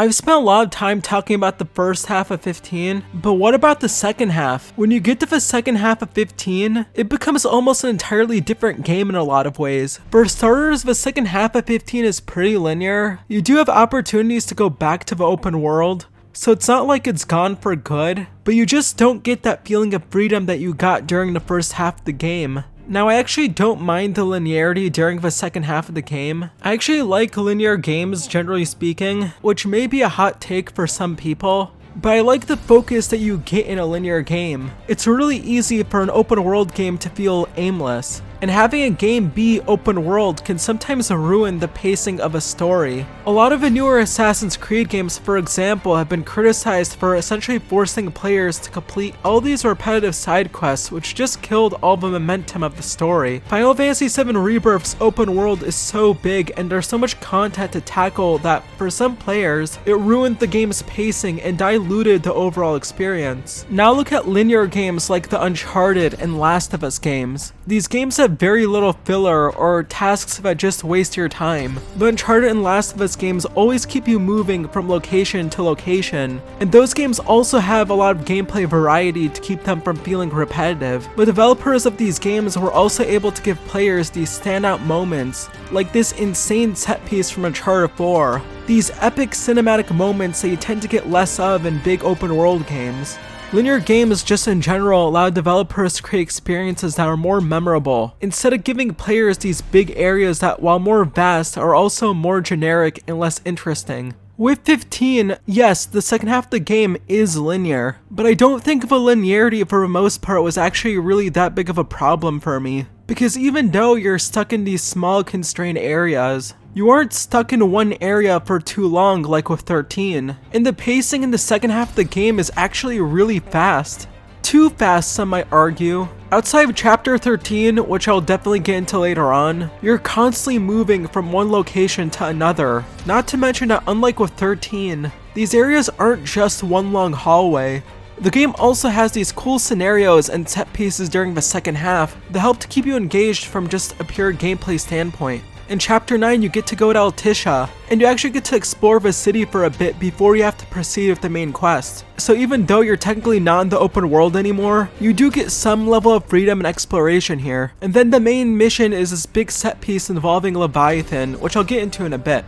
The main mission doesn't last that long anyway, so you don't feel like the game is dragging at all here. Chapter 10 is like half an hour to an hour depending on how fast you go, and this chapter has you on a train that you get a chance to walk around in. Then you go to Fedoni Casatino, which is this dungeon area, but this dungeon isn't that long, and it ends with this epic boss fight with Malboro. Chapter 11 is like 15 to 25 minutes tops, and this chapter has this really cool sequence where you have to defend the train against Imperials, and you have to warp to all these different aircraft carriers. But you only have a limited time to warp to the different carriers.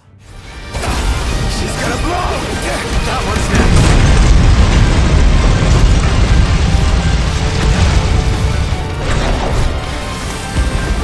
Chapter 12 also is pretty short. The chapter is like 40 minutes to an hour depending on how fast you go, maybe even less. And although you spend this chapter mostly on the train or outside the train, you also do get to go briefly to Tenebrae. And also, wait a minute, who are those guys? Their names sure are a bit familiar. Your new engineers.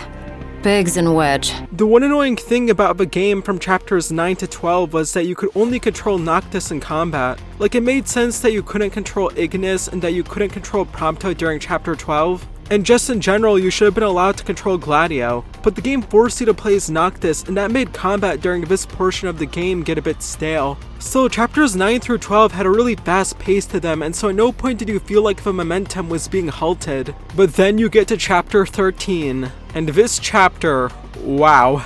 If we're just talking about gameplay alone, this is easily the worst chapter in the game by far. Or at least most of it is. The chapter actually has a pretty good start. You're entering the city of Gralia by train, but the train gets attacked, and so you have to fight your way out of the train. And you get this really neat car chase where you have to drive the Regalia into the city. But the Regalia gets destroyed and you end up getting separated from your friends. This is where the chapter gets bad because not only are you alone, but you also don't have any of your weapons. You end up using the Ring of Lucii, which lets you suck the life out of enemies. And eventually you can wipe out all of the enemies that you're fighting by using a move that takes away all of your MP.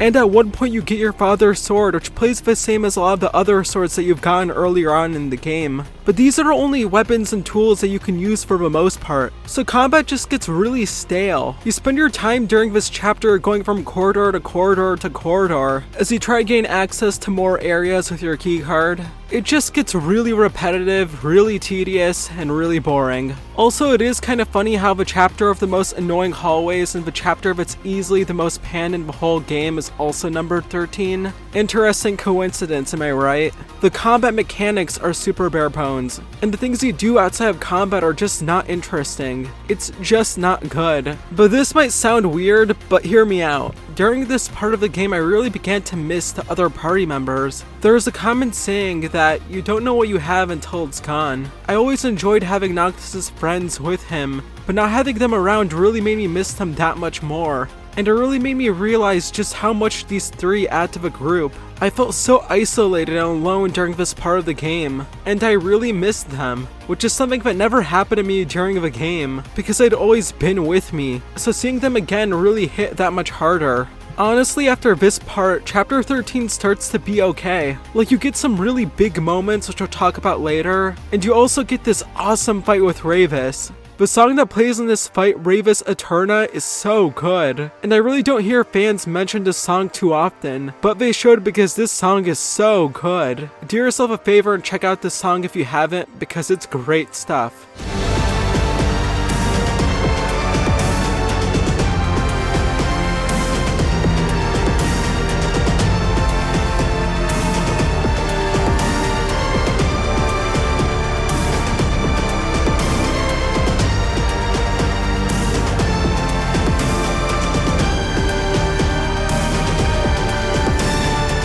Chapter 13 is definitely the most frustrating chapter in the whole game, but it does have its moments. For me, a lot of the big issues of Chapter 13 and really the second half of the game in general are related to the story. And the thing is, since the first half of the game is more open and has more gameplay variety, and since you're just kind of hanging out with your buddies, the narrative flaws are a bit easier to ignore. But since the narrative is much more in focus during the second half of the game, its shortcomings really stick out. In the first half of the game, Noctis got some royal arms and made covenants with Astrals, and you met some characters like Aranea and Arden and Ravis, but that's mostly it.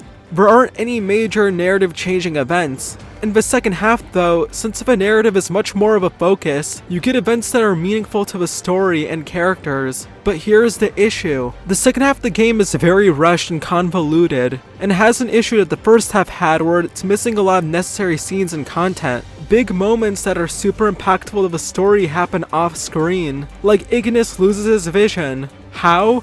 Who knows? Maybe he lost his vision fighting, or maybe he just found the wrong recipe. In chapter 13, you find Ravis dead, but how did he die? Guess he was killed, probably, or maybe he just tripped and had a really bad accident. Prompto gets knocked off the train by Noctis, but how did Prompto end up in that cell? Maybe he was captured by the Empire, maybe he just decided to chill in the cell, who knows? In the base game that came out in 2016, you didn't have an answer to any of these questions. You could argue that you could probably infer or assume on your own a lot of the answers to these questions, and the guesses I gave with regards to these plot points were pretty accurate. But that doesn't matter, the game should still show and explain these things, because the game's story just has a lot of plot holes without these scenes. But it wasn't just that. Because if a game didn't get the proper setup during the first half, a lot of plot elements simply don't work. Or at least they don't work in the way that the writers would have wanted them to. Like, let's look at some of the game's biggest plot twists, because oh my god, a lot of the twists in Final Fantasy XV are not well executed. A good plot twist is admittingly really hard to execute well. Clues need to be laid out in advance, and these clues can't be super obvious, and there can't be too many of these clues because then the twist becomes too predictable. At the same time, if you're too cryptic, or if you don't leave enough clues, or have enough setup for a twist, then the twist feels cheap, unearned, and it doesn't have the impact that it's supposed to. In 15, so many big twists are revealed out of the blue, and these twists have almost no setup, and so they just don't work the way the devs intended for them to. Like with Prompto, you find out that he was actually a clone this whole time, but there was almost no setup for this twist. Not to mention that it quickly gets forgotten, so it feels almost pointless. Throughout the game, you know there's something up with Arden, and you find out the truth about Arden, because it's revealed that Arden is Noctis' distant great uncle among other things. The issue is that the writers try so hard to keep Arden's character cryptic that there aren't really any clues along the way to set this twist up. You find out some interesting things about Arden, I guess, but like with the twists about Prompto, they just don't work in the way that they were supposed to. Final Fantasy games in the past have had some really brilliant plot twists, but those twists had the right setup over the course of the story that made them feel earned. With 15, since the twists don't have the right setup, they just don't feel earned. A lot of the characters you see in the first half of the game, like Aranea or Iris or Sydney or Core, all of them basically disappear from the game's story during the second half. Specifically if you're looking at the base game. Well, Aranea actually is in the second half of the game for a little bit, but none of these characters get enough screen time to make their characters more meaningful to the story. And it's a shame because a lot of these characters were rather likable and interesting. It's just that these characters weren't in the game enough, which is definitely something I'll get into later. Now I have to say overall, I still really like the second half of the game. There are a lot of moments in the second half of the game that I thought were just insane. And there were other moments in the second half that I thought were moving. In Chapter 9, you try to form a covenant with Leviathan, but Leviathan doesn't want to do it, so you have to fight him. Right off the bat, the fight begins with Leviathan just wreaking havoc in Altissia. You're so tiny in comparison to him, but you have to try and fight him off. So you warp to different parts of the city and try warp striking him and attacking him whenever you get the chance, but it just feels so daunting. I mean, he's so massive and he doesn't even have a level number. He's so powerful that you get knocked down as if you're nothing. This is bad, but things get worse because Luna gets stabbed and it just seems like all hope has been lost. But then this happens.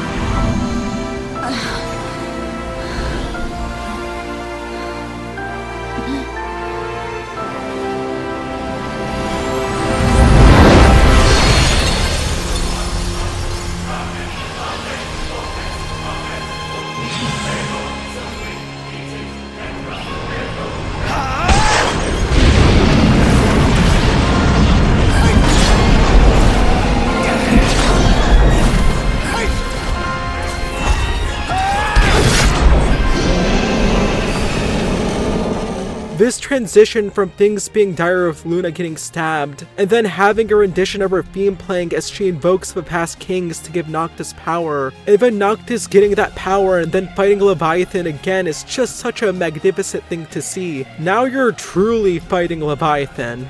You get this new control scheme that the game doesn't really explain to you, and it's super mindless from just a pure gameplay sense. The Titan fight from earlier on in the game at least had you using the same style of combat that you were used to, but the Leviathan fight here just feels kind of weird to play through, and yet you still feel like a total badass. The magic and particle effects and the feeling of scale you get in this fight, it's all so unbelievable. And the song that plays in this fight, Apocalypse Aquarius, is such a good song, and it really fits this fight. The gameplay in this fight might not be anything special, but the sights and sounds all just come together to make this fight breathtaking.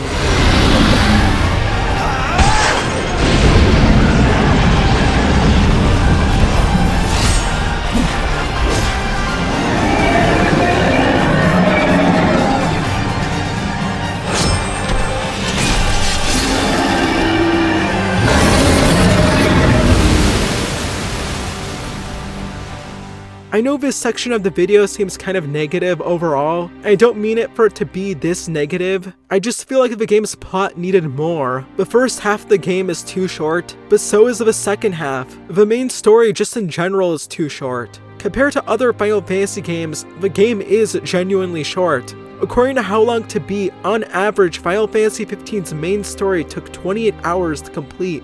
For a point of comparison, Final Fantasy IX's story took 38.5 hours to complete.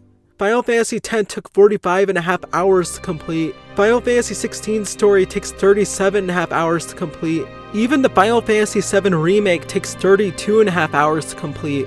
And Remake only covered the Midgar section of the original Final Fantasy VII. I'm someone who typically likes it when games are shorter rather than longer, but 15's actually one of those games that could have been and should have been longer.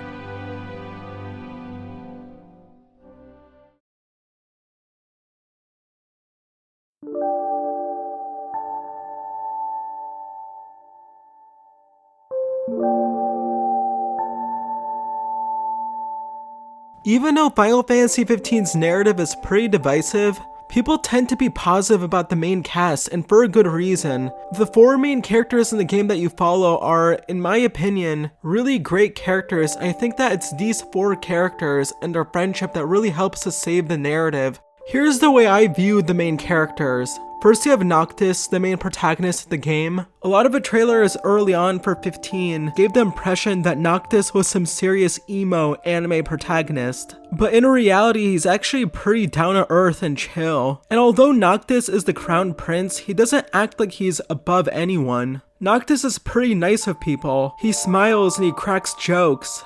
Now we play the waiting game. Never liked that game. Never any good at it either. And although he is a bit shy and introverted, he isn't antisocial either. He's honestly quite normal and grounded. Noctis likes to fish, play games, and just hang out with his friends. All really normal things. In the beginning, Noctis is kind of childish. He's immature and lazy. He's super picky with his diet and refuses to eat vegetables. He doesn't clean his room and he's always sleeping in. When Ignis tells him to read a political report, stuff that someone who will one day become king should read, he doesn't do it. As Regis has gotten older, he's also gotten weaker too. He can't summon weapons anymore and now uses a cane. It's clear that Regis will eventually die and that Noctis will have to become king. But Noctis doesn't feel like he's ready to become king. Noctis wants to ignore all of that, which is why you see him go to the arcade and start skipping practice. Of course, he doesn't truly have to deal with the responsibilities at this point because his dad still is king. Which is why when he finds out that his dad's been killed and that his kingdom has been taken over, he's caught off guard, and of course it's a lot for him to take. Regis made it seem like everything was going to be okay the last time he was talking to Noctis. The fact that Noctis talked to his dad so casually instead of saying goodbye to him, and the fact that his dad tried to shield him from the pain that he knew his son would one day have to go through, all of that makes Regis's death all the more shocking and devastating. And this time Noctis actually has to deal with the fact that he has to become king, and that he has to take back his kingdom after it's been invaded. I think Noctis's journey throughout the game is ultimately about growing up. Him going from an immature boy into the man that'll save Lucis. Some people have called Noctis whiny, which to me is weird. Noctis has moments where he's angry and anxious, but the guy goes through so much during the course of the game that it makes sense why he acts the way that he does. To me, Noctis is a tragic character. He loses his mother, his father, his bride. He had to kill the last relative he had to save his kingdom, and to save his kingdom he had to sacrifice himself. His story is sad, and he went through a lot of different struggles and hardships during the course of the game. Thankfully, he didn't have to go through all of these different struggles alone. He had 3 friends to accompany him on his journey: Gladiolus, Ignis, and Prompto. Each of these friends complement Noctis nicely in their own unique way. Gladiolus, or Gladio, is the muscle of the group. He's Noctis' shield. He does his utmost to protect Noctis, and he sees Noctis like a brother. Gladio tries to make sure that the team always achieves its goals, and he does hold Noctis to a really high standard. This means that sometimes he can be really harsh and he could sort of be a jerk to Noctis. But Gladio's only this way because he cares for Noctis, and he wants Noctis to be the best version of himself that he can be, and sometimes that can make him come across as being unempathetic to Noctis. And you really see that in this scene on the train where Gladio scolds Noctis after Luna dies, because Noctis wants to visit Tenebrae and mourn for Luna. You need to grow up and get over it. I am over it. I'm here, aren't I? Maybe when you're not too busy moping, you can look around and give a shit about someone worse off than you. Let go of me. How's that ring fit you? You rather carry it around than wear it? She gave her life so you could do your duty, not so you could sit around feeling sorry for yourself. You don't think I know that? You don't! Ignis took one for you too. And for what? It's pretty harsh, especially given the fact that Noctis just lost someone he loved. But keep in mind, Gladio saw Ignis nearly die trying to protect Noctis, and ultimately Noctis has a duty as king that he has to fulfill, and if he doesn't fulfill it, everyone will suffer. And the thing is, as hard as it is to see someone you love die, sometimes you can't just stay sitting and mourning for them. Sometimes you just have to get up and keep going, even if it's painful. Neither Ignis nor Prompto would have the guts to tell Noctis something like this, even though it might just be the thing that Noctis needs to hear if he ever is going to become king. And I'm not trying to say Gladio went about this in completely the right way, because I think he was way too harsh of Noctis. Noctis is already sad and clearly feeling down, and Gladio just comes and makes Noctis feel even worse. Gladio just doesn't have enough empathy for all the things that Noctis has gone through. Gladio isn't a perfect person or mentor. Sometimes he can be too brash and abrasive, but I also think those flaws help to make him a more interesting character, and I do think that Gladio is a solid character overall. When you can't focus, I focus for you. It's my job, so let me do it, alright?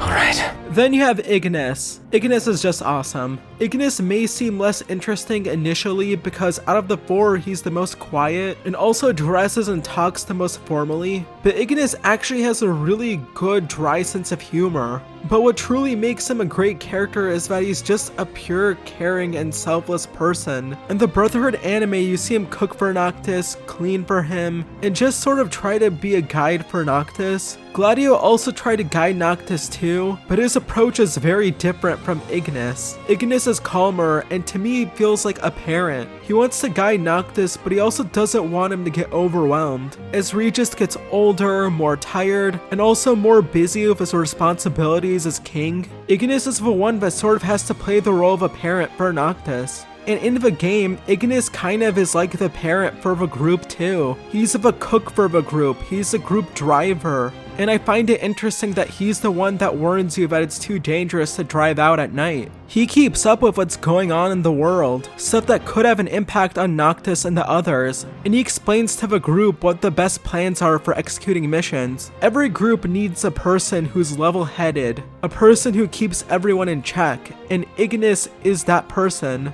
While Ignis doesn't necessarily steal the show during the first half of the game's story, I think during the game's second half and during the Ignis story DLC, you really see Ignis shine. While Noctis is having his big fight with Leviathan, Ignis has to battle his way through Altissia to find him. But when Ignis finds Noctis, he's unconscious. Eventually, Arden and his men show up, and the only way Ignis can protect Noctis is to put on the Ring of Luci. And Ignis does gain the power of kings and ultimately does protect Noctis. But the cost of Ignis doing this is that his vision gets permanently damaged. Look at this scene right here. Out of everyone in the group, it's Ignis that sits here waiting for Noctis to wake up. And when Ignis and Noctis talk, Ignis barely even touches on the fact that his vision has been permanently damaged.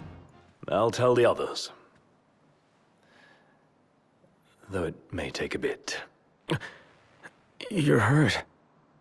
Ah, small sacrifice in the greater battle. He just shrugs it off, even though he has every reason to be angry about what happened to him. Even after being injured, he's still just as calm and selfless as ever. In chapter 10 of the game, you see Ignis walking at a slower pace. He can't fight, he can't cook, and you as a player actually feel all of that, because you can't just run off like you usually do. If you run too fast or get too far away from Ignis, you get called out by Gladio. Is it too much to ask the royal procession sticks together? Too much to ask you to shut it? I think this is very effective storytelling, letting us see and feel Ignis' suffering through gameplay. If you decide to camp, Gladio carefully guides Ignis to his chair, and Prompto carefully puts away his cane. And since Ignis isn't cooking, all you can eat is canned food or cup noodles. I actually didn't have any cup noodles, so the only thing I could eat was canned food. During this scene, Prompto tries showing Noctis pictures, but he's not in the mood. No one is in the mood.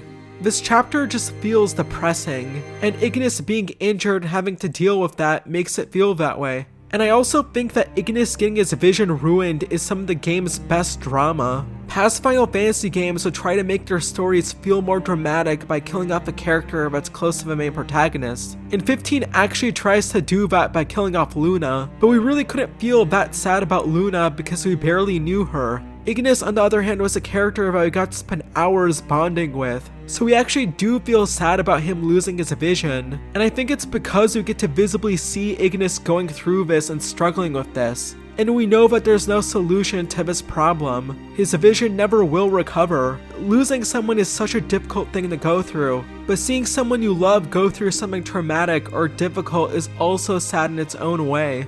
And yet, despite how bleak this situation is, you don't see him complain to anyone. He's still the most level-headed person in the group, and that's a big reason as to why this scene is so good. Is everything okay? It bloody well isn't. And I won't suffer this pointless bickering in silence any longer. Let's be frank. My vision hasn't improved, and probably won't. Yet in spite of this, I would remain with you all. To the very end. Sorry, but I object. War is a matter of life and death. But we'll be there. It's not about us looking out for him. Uh-huh. Then he should be free to choose. There's more to it than just what he wants. I know full well. I won't ask you to slow down. If I cannot keep up, I will bow out. What says His Majesty? Noct, you are king. One cannot lead by standing still. A king pushes onward, always, accepting the consequences and never looking back. Gladio, Noct will take his rightful place, but only once he's ready.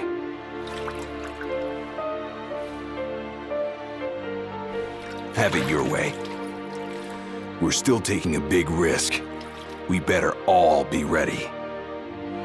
This scene right here is honestly one of the best scenes in the whole game. The group throughout this chapter clearly aren't getting along with each other. Ignis throughout the game has been pretty calm for the most part, and even in this chapter, with all of this tension, he's still been pretty calm. He rarely raises his voice, so the fact that he does here makes this scene automatically stand out. Ignis gets really upfront and real about his situation, which is that his vision isn't coming back. He knows that in some sense he's a cripple, but Ignis still has a resolve to continue fighting. And if Ignis feels like he's a burden to the others or is slowing them down in any way, then he'll just bow out, but no one is going to make him just stop. Also, this scene is so great because Ignis gives Noctis the proper motivation to keep going. Noctis is grieving, but he still has to keep moving forward at some point. Gladio tried to push Noctis, but like we talked about earlier, he went too overboard. Here, Ignis reminds Noctis in a way that's polite,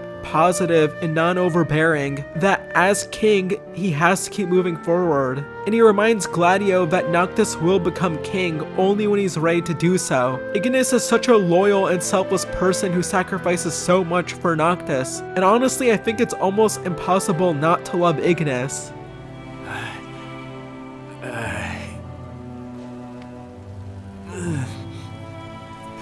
Please, forgive me.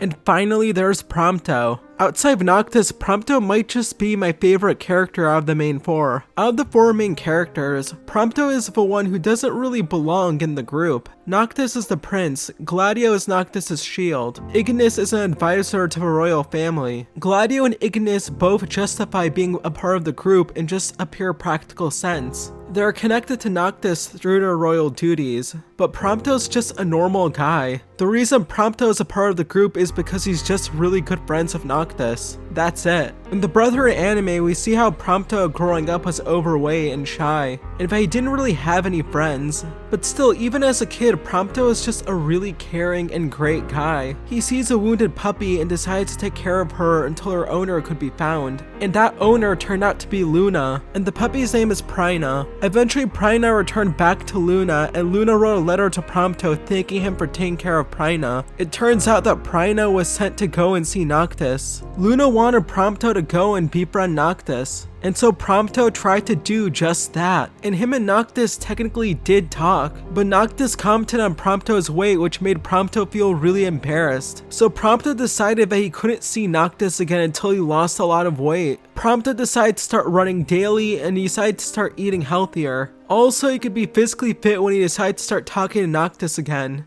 And when he did decide to talk to Noctis again, they became friends, and they ended up becoming best friends. While Ignis and Gladio are both Noctis' friends, they both also function as Noctis' mentors in a way, both of them trying to guide Noctis. And while that is a good thing, it's also good that Noctis has a friend that's a bit more fun and playful. Prompto is such an upbeat person, and out of the four, he's definitely the most entertaining. Prompto is essentially the game's comedic relief character, the one who balances out the group and prevents the game from feeling too serious and dark. Now, I'll admit, I'm not always a fan of comedic relief characters because a lot of the time they can just be straight up annoying and they can seriously kill impactful moments in a story. But Prompto as a character works really well because while he is funny and more comedic than the other characters in the group, he doesn't go overboard and is actually relatively grounded. When things get dark and tense, you don't see Prompto cracking constant one-liners. He acts serious like the others. And Prompto's not just a comedic relief character. This is actually something that his awesome voice actor Robbie Damon talked about.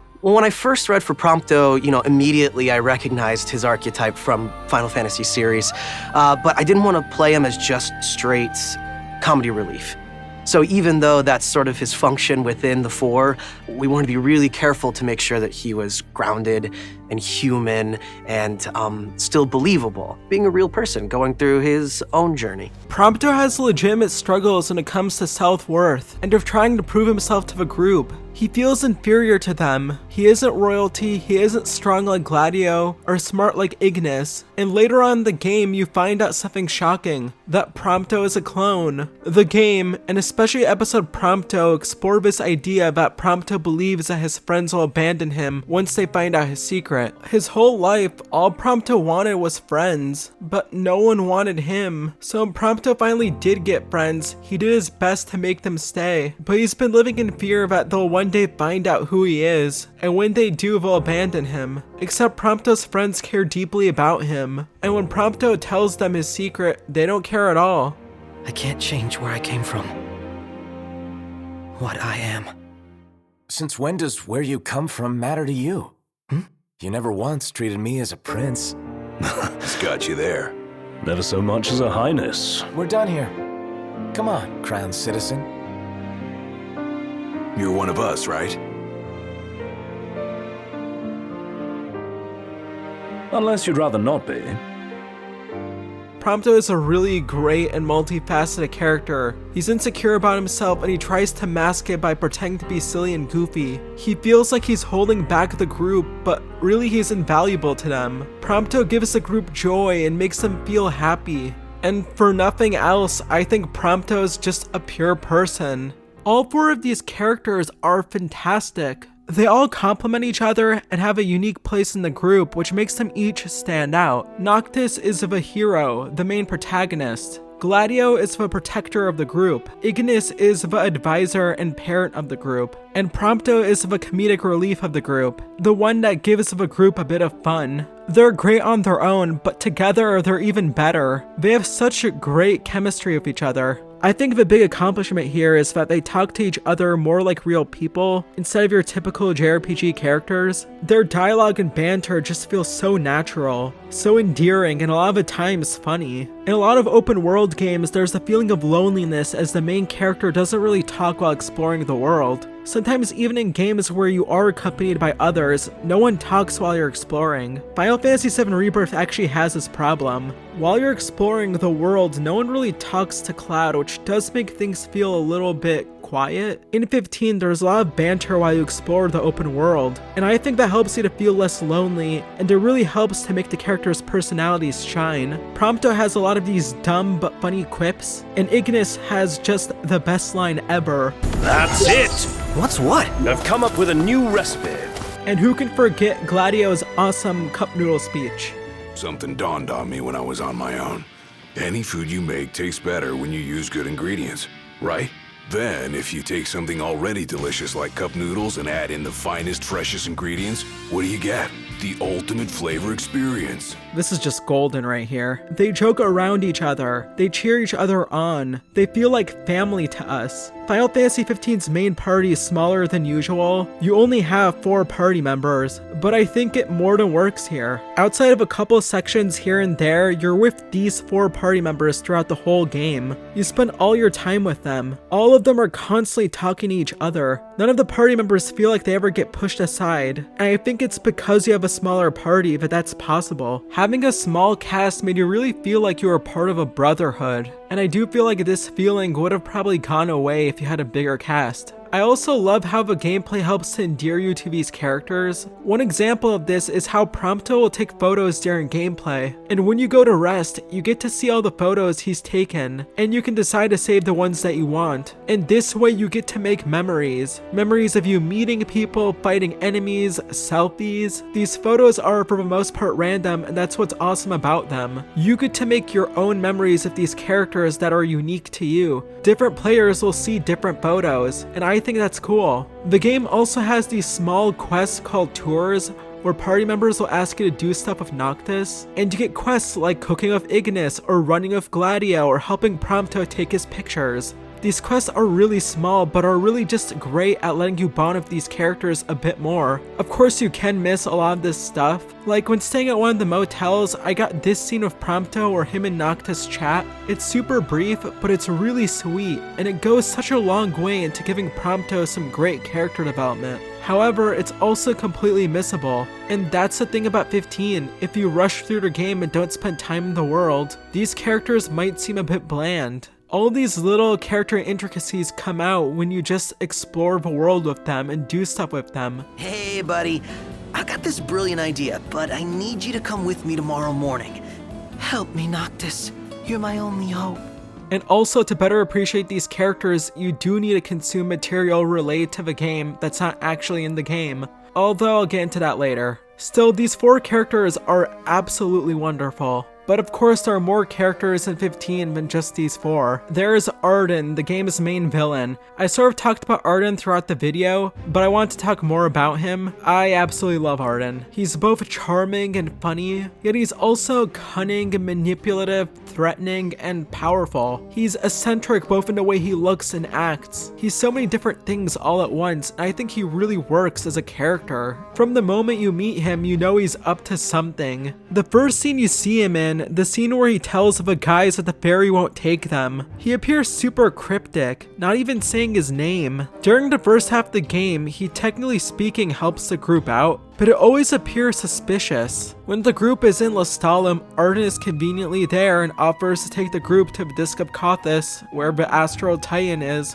And while driving to the disc, there's a gate that Noctis and the others aren't allowed to go through, but Arden is. And after Noctis and the others have forged a covenant with the Astral, the volcanic terrain is going to get rid of them until Arden comes to save the day. And as it turns out, Arden isn't just some random guy, he's actually the Niflheim Chancellor. So while he does help the group out, they don't trust him. I mean, he's part of Niflheim. Why would someone from Niflheim want to help them out? It just makes no sense. For a large part of the game, you have no idea what Arden's motivations are, and maybe you could try and figure out what he wants, but regardless, Arden never stops remaining suspicious. One of my favorite sections in the game with Arden is this part.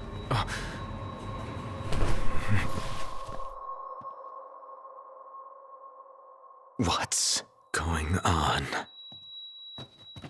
It's a real mystery. So Arden shows up, and of course Noctis has to try and take him down. Arden does act confused, but it's Arden. Noctis has to stop him. So Noctis chases him across the train, but he keeps acting weird. Finally we catch up to him, and Arden tries to be nice with us. But we're not gonna let him go, right? Arden escaped. But thankfully we have our best friend Prompto with us. We go and fight some Imperials, and thank God Prompto helps us out. Once the whole thing is over, we go back to the train, but then we get the moment of truth.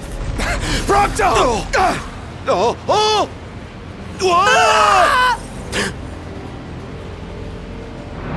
How long were you in the dark?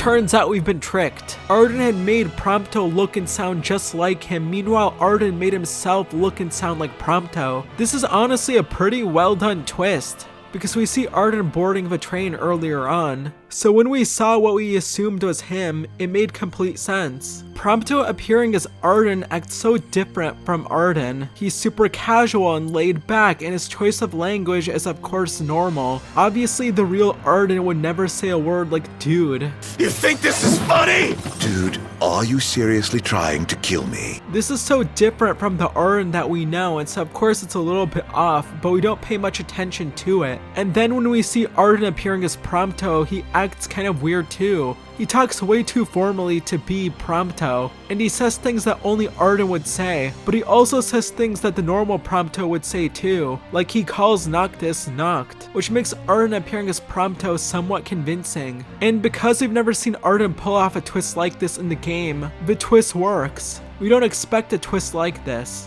The issue with Arden, and this is something I touched on earlier, is that his backstory in the game is conveyed to the audience in a very cryptic way, where you don't really find out about the nature of who he is until chapter 13. And when you do find out more about who Arden is, the information is given to you in these lore dumps, which are also rather cryptic.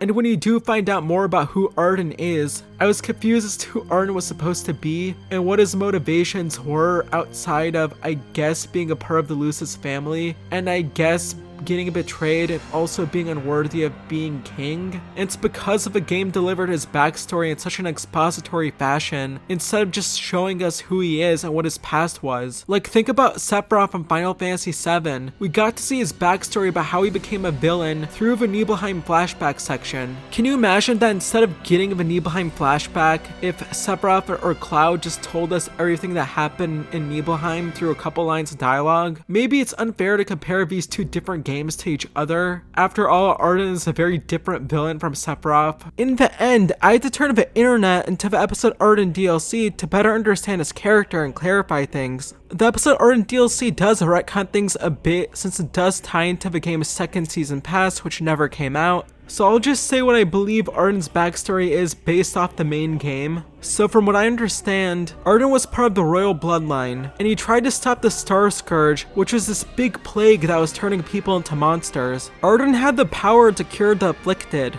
so he would put the Scourge in him by absorbing it so that the people could be spared. But he was ostracized and denied the right to become king because the Scourge that was now inside him had corrupted his body and soul. Arden was deemed unworthy to wield the crystal's light to save the world due to his body and soul's corruption from the Scourge. Arden's immortal. It's not enough to technically kill him physically because he'll just come back. But Arden actually wants to die, and he wants revenge on the Lucen bloodline, and the chosen king Noctis. He could just kill Noctis while he's weak, but he actually wants Noctis to get the crystal's power and be on even footing with him, otherwise the revenge just won't be satisfying. Arden for sure has sympathetic qualities to him, but the game needed to do a better job at establishing his backstory and telling us who he is. We can't just learn about his character through a couple of exposition dumps, and if you have to turn to the internet just to understand who a character is, then that's a failure on the part of the narrative. I think Arden's backstory is pretty convoluted and not well told, but even with that, I still think Arden is a great villain overall. He's always entertaining to watch, he's a multi-dimensional character, and I gotta be honest, his character was a highlight for me in the game. Mithril,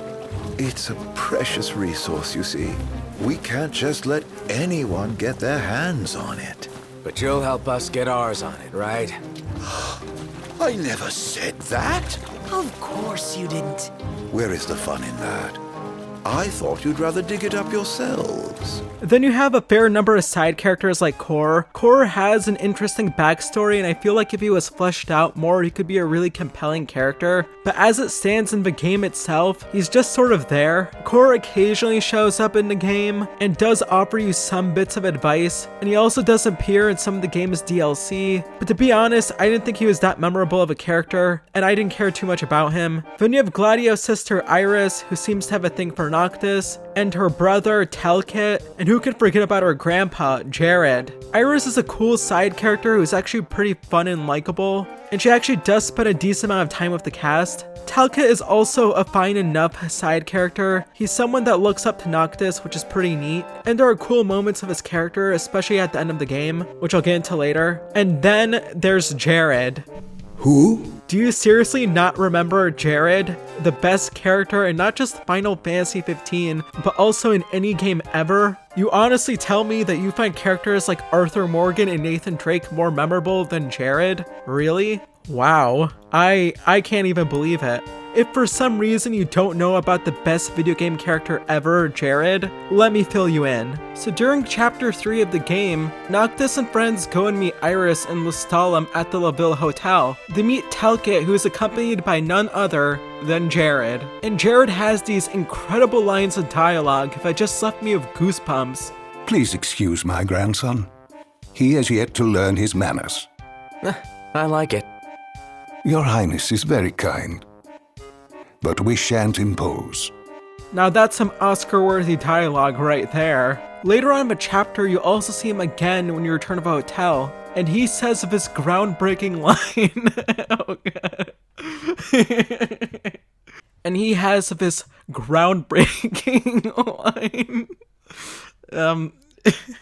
And he has this groundbreaking line that could change the entirety of society if everyone were to hear it. Oh, come now, show some respect. Well. You don't see him in chapter 4 because you're busy having that lame fight with Titan. Like, why would you want to spend time with Titan when you could be with Jared? But thankfully in chapter 5 we get to see Jared again. Yes, I can't wait. Unfortunately, you can't see Jared, because sadly, Jared was killed. Because when you return to Lestalem during chapter 5, it turns out the Empire came and killed Jared while they're trying to go and find Noctis. They just showed up and then... Poor Jared. What do you mean? What happened to Jared? There was nothing we could do! Our favorite character in the game, Jared, dies off screen after having like 1 minute of screen time. Amazing.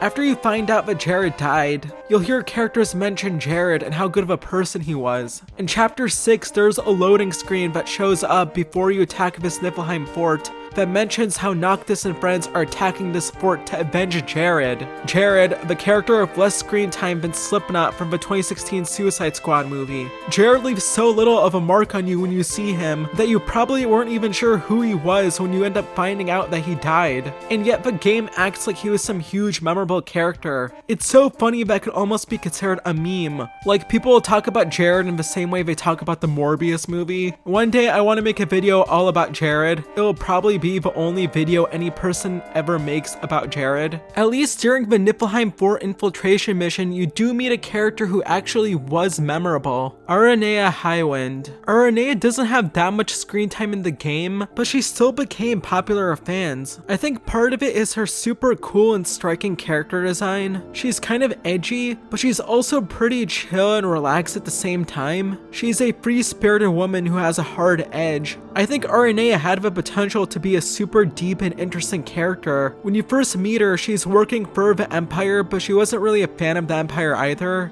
Eventually, she decides to leave the Empire and go into the search and rescue business. In episode Prompto, you see her helping Prompto out and getting him to go back to his friends. The thing about Aranea is that she gets so little screen time that it's hard to make her a compelling character. She's memorable because she has a lot of presence, and you know, if she was fleshed out more, she could probably be a character that's a lot more than just likable and cool. Like, she seemed to be conflicted with the Empire. Imagine if this was fleshed out more. Like, instead of having her leave the Empire off screen, maybe the game could have shown her become more and more disillusioned by the Empire, and ultimately deciding to just leave them and go join Noctis and the others. This is a pattern with so many characters in Final Fantasy 15. These characters have the potential to be very interesting and compelling. The interesting ideas for their characters are there. The backstories for them are there. Their stories have the potential to be very compelling and interesting, but these characters simply don't get enough screen time to be properly fleshed out. I think Luna is probably the biggest example of this. Noctis and Luna were close to each other as kids and would spend time talking to each other about their roles in the future, but after the Empire took over Tenebrae, the two no longer could see each other. Still, the two would keep in contact with each other by writing messages to each other in this book. You get a couple of scenes of Luna in the present, and you also get some flashbacks with her and Noctis when they were kids. And although you do see Noctis and Luna talking to each other when they were kids, all of these scenes are very serious, and you don't really feel much chemistry between Noctis and Luna during these scenes. And the problem is, in the first half of the game, you don't get any scenes where adult Noctis talks to adult Luna. It's okay though, because Chapter 9 comes and Noctis and friends finally arrive to Altissia, meaning that Noctis and Luna can actually talk to each other. Luna gives a speech where she talks about summoning Leviathan. Not gonna lie, she's pretty good at giving speeches. First, I offer you my solemn vow. On my honor as Oracle, I will not rest until the darkness is banished from our world and the light is restored. Luna and Noctis nod to each other, which is cool because now they can finally talk to each other, right? But then Arden kills her. Oh, Prince, your bride awaits! After Luna dies, you still occasionally see her in the game, but Noctis and Luna don't ever talk to each other. When I think about romantic relationships in a Final Fantasy game, I think of a game like Final Fantasy X, where Titus and Yuna spend most of the game together, which makes you buy their relationship. Not only that, but Yuna was a fully fleshed character. Luna though is pretty hollow by comparison, even though characters do talk about her a lot, and even though she's technically speaking really important to the story, we learned so little about her and her life, we barely get a chance to know her, and the idea of Noctis having romantic feelings for Luna just feels weird. The guy hasn't seen her since he was a kid and yet he still loves her? Really? You could say that maybe it's because they were both happy back when they were kids, and because they had all these great memories with each other, and maybe because they have fond memories of those times that they love each other, but it's just not that relatable. Most people don't stay in love with people that they haven't seen since they were kids. Noctis and Luna's marriage is just a political one. Noctis is marrying Luna because of a peace treaty between Niflheim and Insomnia, and in that way it doesn't feel quite as intimate. To me, it seems like Noctis does love her, but I just don't buy their relationship. And there's another aspect to Luna's character. Final Fantasy XV's main cast is all male, which I didn't mind to be honest, as you get to see this band of brothers type situation, but the game does feel lacking in terms of fully developed female characters. And if you look at some of Final Fantasy XV's promotional material, you'll see Luna marketed pretty heavily as the game's main heroine. You even see her fighting a bit in the Omen trailer. She seemed stoic, but still she seemed interesting. The marketing made it seem like Luna was going to be a character that would be featured pretty heavily in the game, but the reality is Luna barely gets any screen time in the game at all. Now I've heard some people mention that Luna isn't meant to be your typical love interest, that this relationship wasn't meant to be romantic. Luna was more there to inspire Noctis and give him strength and motivation to keep moving forward, and I guess it does make the relationship make more sense when you look at it that way. I think the thing is, Luna's always going to be compared to Stella from Versus 13, because Stella, despite being a character that only appears in a couple of trailers, is honestly just a more interesting, compelling character than Luna. Like, look at this scene between Stella and Noctis in this Versus 13 trailer. They're having a genuine conversation with each other. They're joking around, they have chemistry together. I felt more connected to Noctis and Stella in this one scene than I did with Noctis and Luna during the entirety of 15. Honestly, I wish 15 would have given us a character like Stella instead of Luna. One of 15's updates gave us this collab quest of the mobile game Terra Wars, which is part of a series Terra Battle. The Terra Battle games were a series of mobile RPGs from the studio Mistwalker. Mistwalker, if you don't know, was founded by Final Fantasy series creator Hironobu Sakaguchi, and they've made games like Lost Odyssey, The Last Story, and Fantasian. Now, I'll be completely honest, I haven't played Terra Wars or any of the other Terra Battle games. I only bring up this quest because it involves Noctis getting sucked into some weird world, and Noctis ends up meeting this woman named Sarah, who was also sucked into this world too. Sarah comes from a different world than Noctis, but either way, both of them want to get out of this weird world and go back to the worlds that they actually belong to. What's great about this quest isn't really the gameplay, which is nothing special. Instead, it's the other stuff, like these cute creatures that only say one word.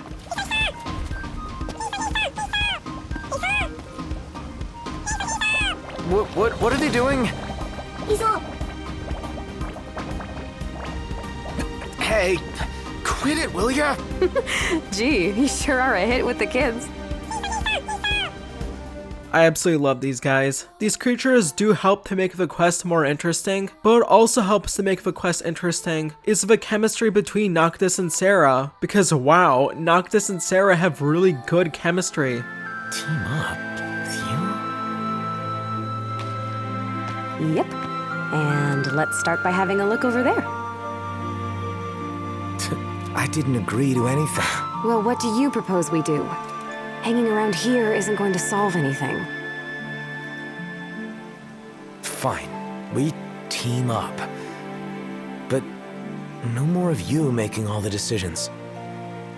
Noctis and Sarah's chemistry is so good that it kind of makes me sad because I think Sarah would have made a much better heroine than Luna. In this 30 to 40 minute quest, Noctis and Sarah have more screen time together and interact with each other more than Noctis and Luna do in all of 15. Not that it's a high bar since, like I said earlier, Noctis and Luna don't speak to each other a single time as adults in 15. Personally, I wish we would have gotten Sarah as the main heroine instead of Luna, but oh well, it is what it is. Of course, there's the character who I haven't mentioned yet, but it's also important to 15, and that's Regis, Noctis' dad. I talked about this scene of Regis at the beginning of the game, and I talked at length about how good this scene was. This scene is the only scene where Noctis and Regis actually speak to each other in the whole game. And I'm not even kidding, but it gets crazier. This is the only scene where Regis actually speaks in the whole game. I'm not joking. Of course, you technically speaking do see him during other scenes in the game, but he doesn't say anything. At least not anything you can hear. And I think this kind of makes the relationship between Noctis and his father feel a bit empty. These two simply needed more screen time together. Thankfully, you do see more of Regis during the Kingslave movie, and the Brotherhood anime, and in some of the game's DLCs, which does help to give Regis more screen time and make him a more fleshed out character, but the game itself needed more of him.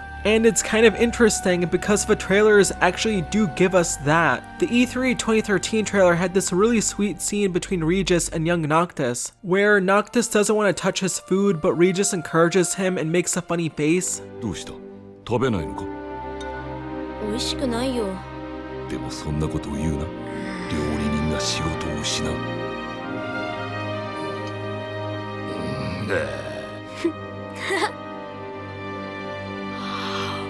Little scenes like this could have really got people to get attached to Regis, but unfortunately it's not in the game. Another scene that also really needed to be in the game and that wasn't was this scene from the Dawn trailer. The Dawn trailer, if you don't know, came out in August of 2015 during Gamescom, and had this really powerful scene where Regis is carrying and hugging Noctis. You see Regis get emotional as he mourns his son's destiny.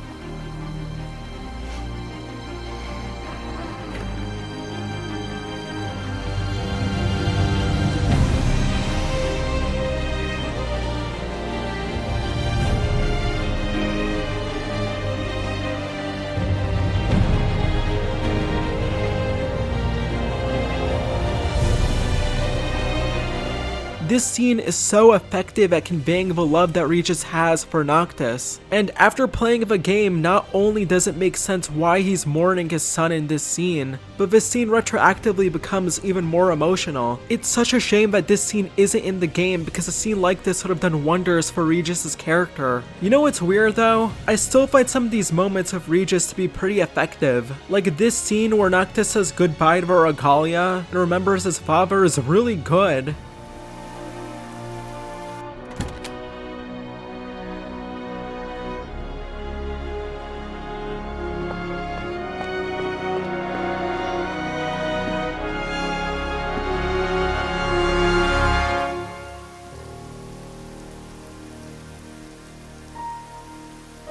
Dad.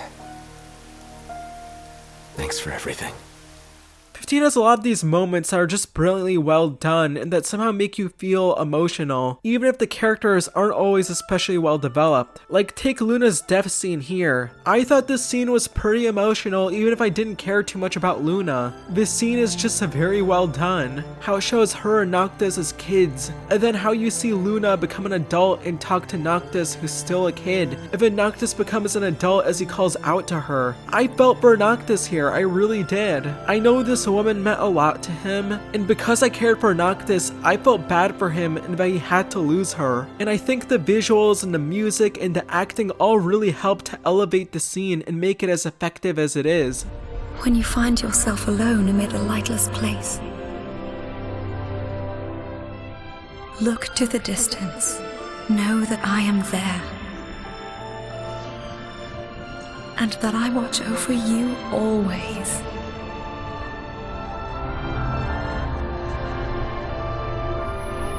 Farewell, dear Noctis.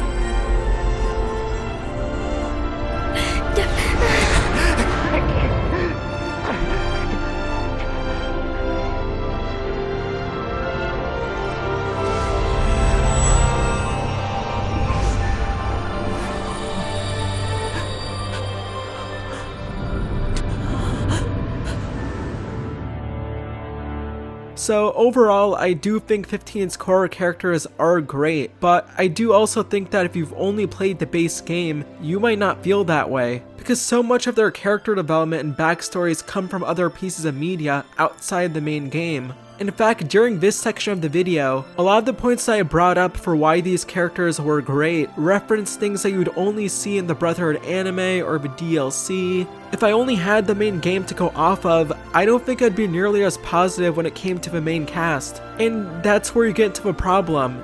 If you only play the base game, you definitely get this feeling that there are meant to be a lot more scenes that would explore these characters and make them deeper, but you just don't see them. And so these characters end up feeling more hollow. And that's when we get to the next section of the video.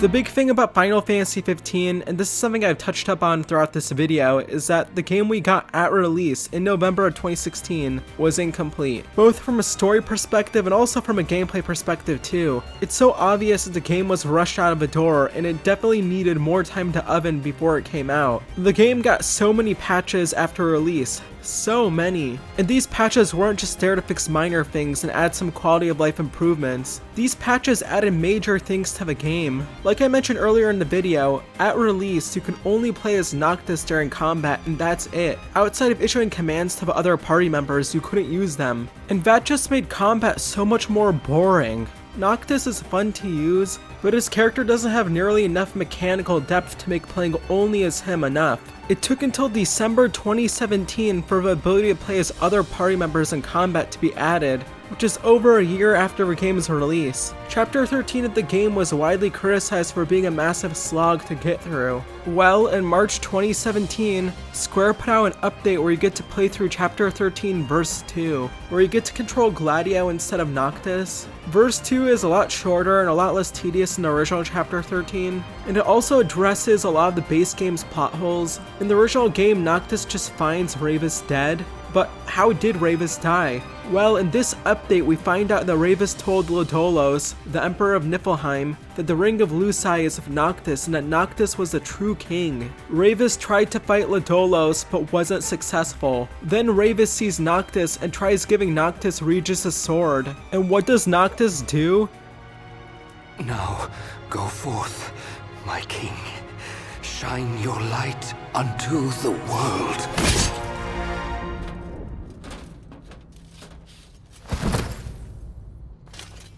He kills Ravis? What? Turns out that's not Noctis, it's just Arden pulling another one of his tricks. This is such a cool scene and it absolutely needed to be in the base game. You also have a boss fight with Lodolos, and I'm not gonna lie, his head looks really weird here. Like it looks oddly copied and pasted on top of this monster for his head. I don't know, it looks kind of odd, but it is what it is. All the stuff in verse 2 is cool, and it's a shame that a lot of players missed out on it because it wasn't in the game at launch.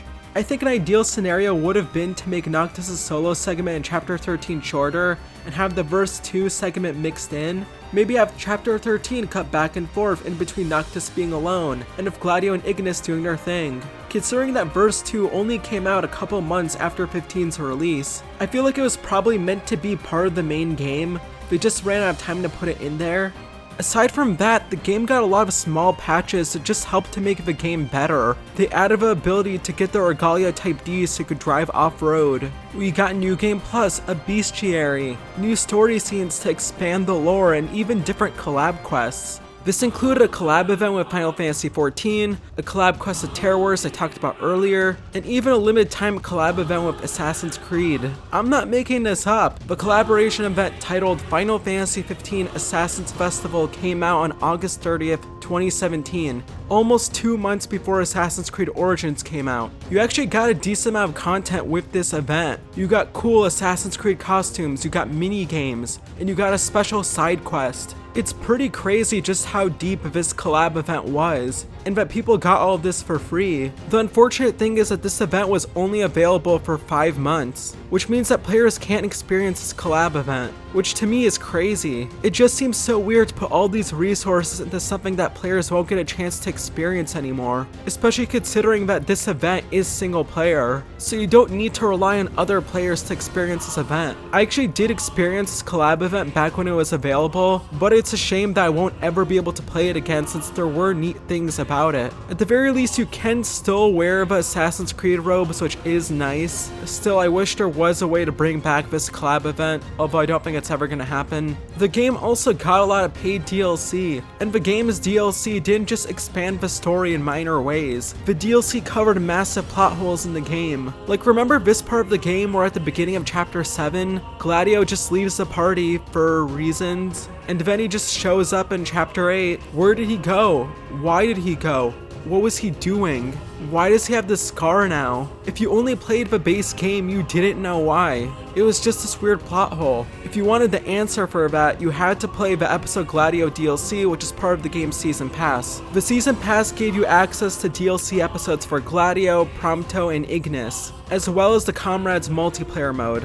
You also got some other small DLC packs too. Episode Gladio is honestly pretty standard DLC stuff. It lasts like an hour to an hour and a half, and you can fight Core in an optional boss fight. It's not the best DLC ever or anything like that, but it does show Gladio's fears about not being strong enough to protect Noctis, and Core does get more screen time, which is also kinda neat. Still, episode Gladio was a bit light on story, and in terms of level design, you're just sort of walking through this cave and fighting wave after wave of enemies. Thankfully, episode Prompto and episode Ignis are much stronger DLC episodes. In episode Prompto, you get this bike that you can upgrade if you want, and you have some space to explore and do some side quests. From a story perspective, episode Prompto is also quite powerful as you see Prompto's personal struggles take center stage here. I already went into a deep discussion about Prompto, and I don't want to do that again, but seeing him struggle with his self-worth and having to accept himself for who he is quite emotional, and it makes you really feel for the guy. This part of the DLC right here is so great that I can't not bring it up. Prompto has to shoot this Magitech soldier, and he sees himself in the soldier, but he ends up shooting the soldier anyway, even though it does hurt. After, Prompto reconnects with his childhood by comforting his childhood self, and you see him as a kid sitting alone at the steps of the Insomnia Citadel. He seems depressed only to get a letter from Luna where she asks him to support Noctis, and then he looks through pictures of him and the others as grown-ups. Am I good enough? Does he want me around?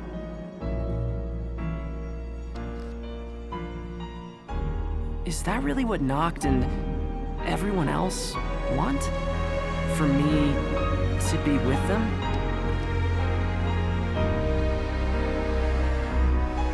Wait, but what about me? What do I want? It took me a while, but I finally found my answer.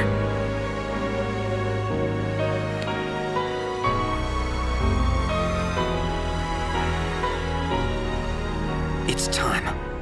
And by asking himself all these questions, he eventually finds himself. The DLC gives so much great character development for Prompto, and it also elaborates more on the Magitech reveal, that Prompto is a clone. Here you see Versatile. He was an Imperial researcher who developed the tech used to create the Niflheim Magitech infantry. In the base game, you see him for 1 or 2 scenes, and that's it. He's barely a character. Here he gets a bit more screen time. He's still not a deep character or anything like that, but still it's something. Honestly, if they did the twist of Prompto being Versatile's clone here, it would have been so much more impactful than what we got in the base game. Also, I love how Aranea helps support Prompto. She talks to Prompto about how much he means to Noctis, but also she gives him this tough love talk so that he doesn't just wallow in his own misery. I don't know how I could live with myself. Ugh. Because you're doing such a great job of living with yourself. What do you want then? You worry so much about what other people want from you, you don't even know what you want anymore. Your life isn't yours to live. Forget about what everyone else thinks for a second and figure out what it is you're really after here. These two have really good chemistry, and it was really cool teaming up with her in combat. Also, your bonus boss fight with her in the DLC is pretty fun too. Seeing her in the DLC makes me really wish that she had a bigger role in the game, but at least we do get more of her. And the last DLC for the main characters is Episode Ignis. This DLC, wow. From a gameplay perspective, I'll be honest, it's not as good as Episode Prompto. I think part of it for me is the fact that Ignis is my least favorite character to play as during combat. But even then, I still love this DLC, and it's largely due to the story. Because from a story perspective, this DLC is incredible. Just like Episode Prompto, it's quite emotional, although in a different way. We don't see Ignis struggle with self-acceptance. Instead, we're seeing just how selfless he is and how far he's willing to go to defend Noctis. In the DLC, we find out how he sacrificed his vision to get the powers of the Kings of Lucis to save Noctis' life. In the main game, we don't find out how Ignis loses his vision. The main game, I guess, does imply that Ignis got injured or something, but actually seeing him sacrifice his vision to save Noctis is just so much more powerful. Also, Ignis' conversation about a king moving forward in chapter 10 just hits differently once you know that Regis said the same thing years ago. Listen well. A king cannot lead by standing still. A king pushes onward always, accepting the consequences and never looking back. Noct, you are king. One cannot lead by standing still. A king pushes onward always, accepting the consequences and never looking back. Episode Ignis has 2 alternative endings. In this scene, Arden offers Ignis the chance to come along with him. When you play through the DLC for the first time, all you have the option to do is fight back. But once you finish the DLC, you get the option for something called Chapter 3 Verse 2. This takes you back to the start of Chapter 3, and Arden gives you the same offer, except now you have the option to just play along. If you do play along with Arden, you end up at Zegnatos Keep, which is where you were in Chapter 13 of the main game. You walk through Zegnatos, making your way to the crystal. Meanwhile, you hear more about Arden's backstory and Noctis' destiny. And when you get there, Arden reveals the truth about his identity, again, kind of like Chapter 13 of the main game. And Ignis fights Arden for a bit, but he's not strong enough. And in the end, Ignis puts on the ring again like before. If you lose against Arden or run out of time to fight him, you get the bad ending where Ignis basically dies, and it's honestly just heartbreaking. Much more than Luna's death was.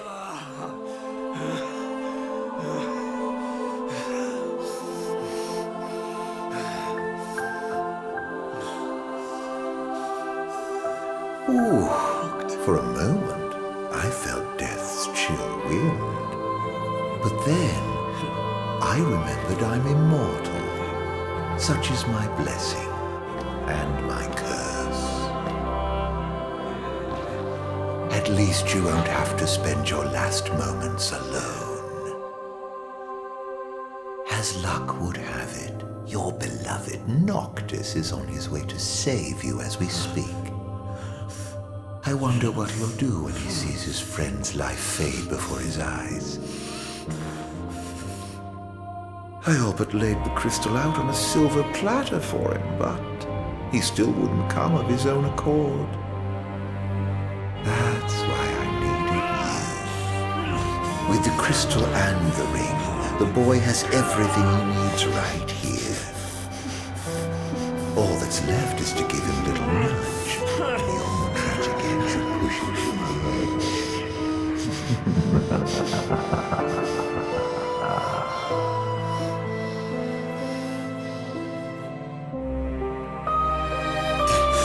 I don't want to die without him. But if you beat Arden, Noctis, Gladio, and Prompto all show up, and Noctis asks for the crystal's power to save Ignis. And Noctis puts on the ring and walks towards the crystal. And the 10-year period where Noctis sleeps in the core happens like in the game's ending. Except now when Noctis and the others head back to the Citadel, an older Ravus of all people is there to greet them, and gives Noctis his father's sword. And we get this scene of Ignis greeting Noctis at the Citadel. The ending we get here is a lot more happy than the main game's ending. Now I'll be honest, I prefer the game's actual ending as opposed to the endings we get here, because to me the game's actual ending had an element of tragedy that made the game more emotional, and the game's actual ending made the game more thematically compelling, to me at least. This verse 2 ending feels like it was created to give people who felt like the original ending was too sad a happy ending for them to enjoy, which I guess is nice, although I just prefer the main game's actual ending. The last big thing in the season pass was the co-op multiplayer mode Comrades. Now I'll admit I haven't actually played Comrades. I'm not really a multiplayer guy, and also from what I've heard, not many people are playing Comrades anymore anyways. People aren't playing with a multiplayer mode from a 9-year-old JRPG. Shocker, I know. From what I understand, since there aren't a lot of people playing Comrades anymore, you'll likely have to do the missions alone. And from what I've heard, doing Comrades solo is doable, but it does require a lot of grinding, and I'm just not interested in doing any of that. Of course, that wasn't all of the paid DLC that 15 got, because in early 2018 we got the Final Fantasy 15 Royal Pack. The Royal Pack expanded the Insomnia map, added some more bosses during the final segment of the game. It also added Armiger Unleashed, a first-person mode, a new quest for getting the Regalia Type D, and the Royal Vessel, which was a yacht that used to belong to Regis. But now you actually get to explore the ocean with it. I definitely like the expanded Insomnia map, and the new Royal Edition bosses were definitely a welcome addition for me. It's pretty cool seeing Cor get more screen time, and also we get to see Noctis give this really good speech. Like seriously, this is good. Even as the darkness overcame our world, we kept the light alive in our hearts. We've all lost friends and loved ones along the way, but the one thing we never lost was hope. Brothers and sisters, I ask you to stand by me and fight at my side for the light and for the future of our world.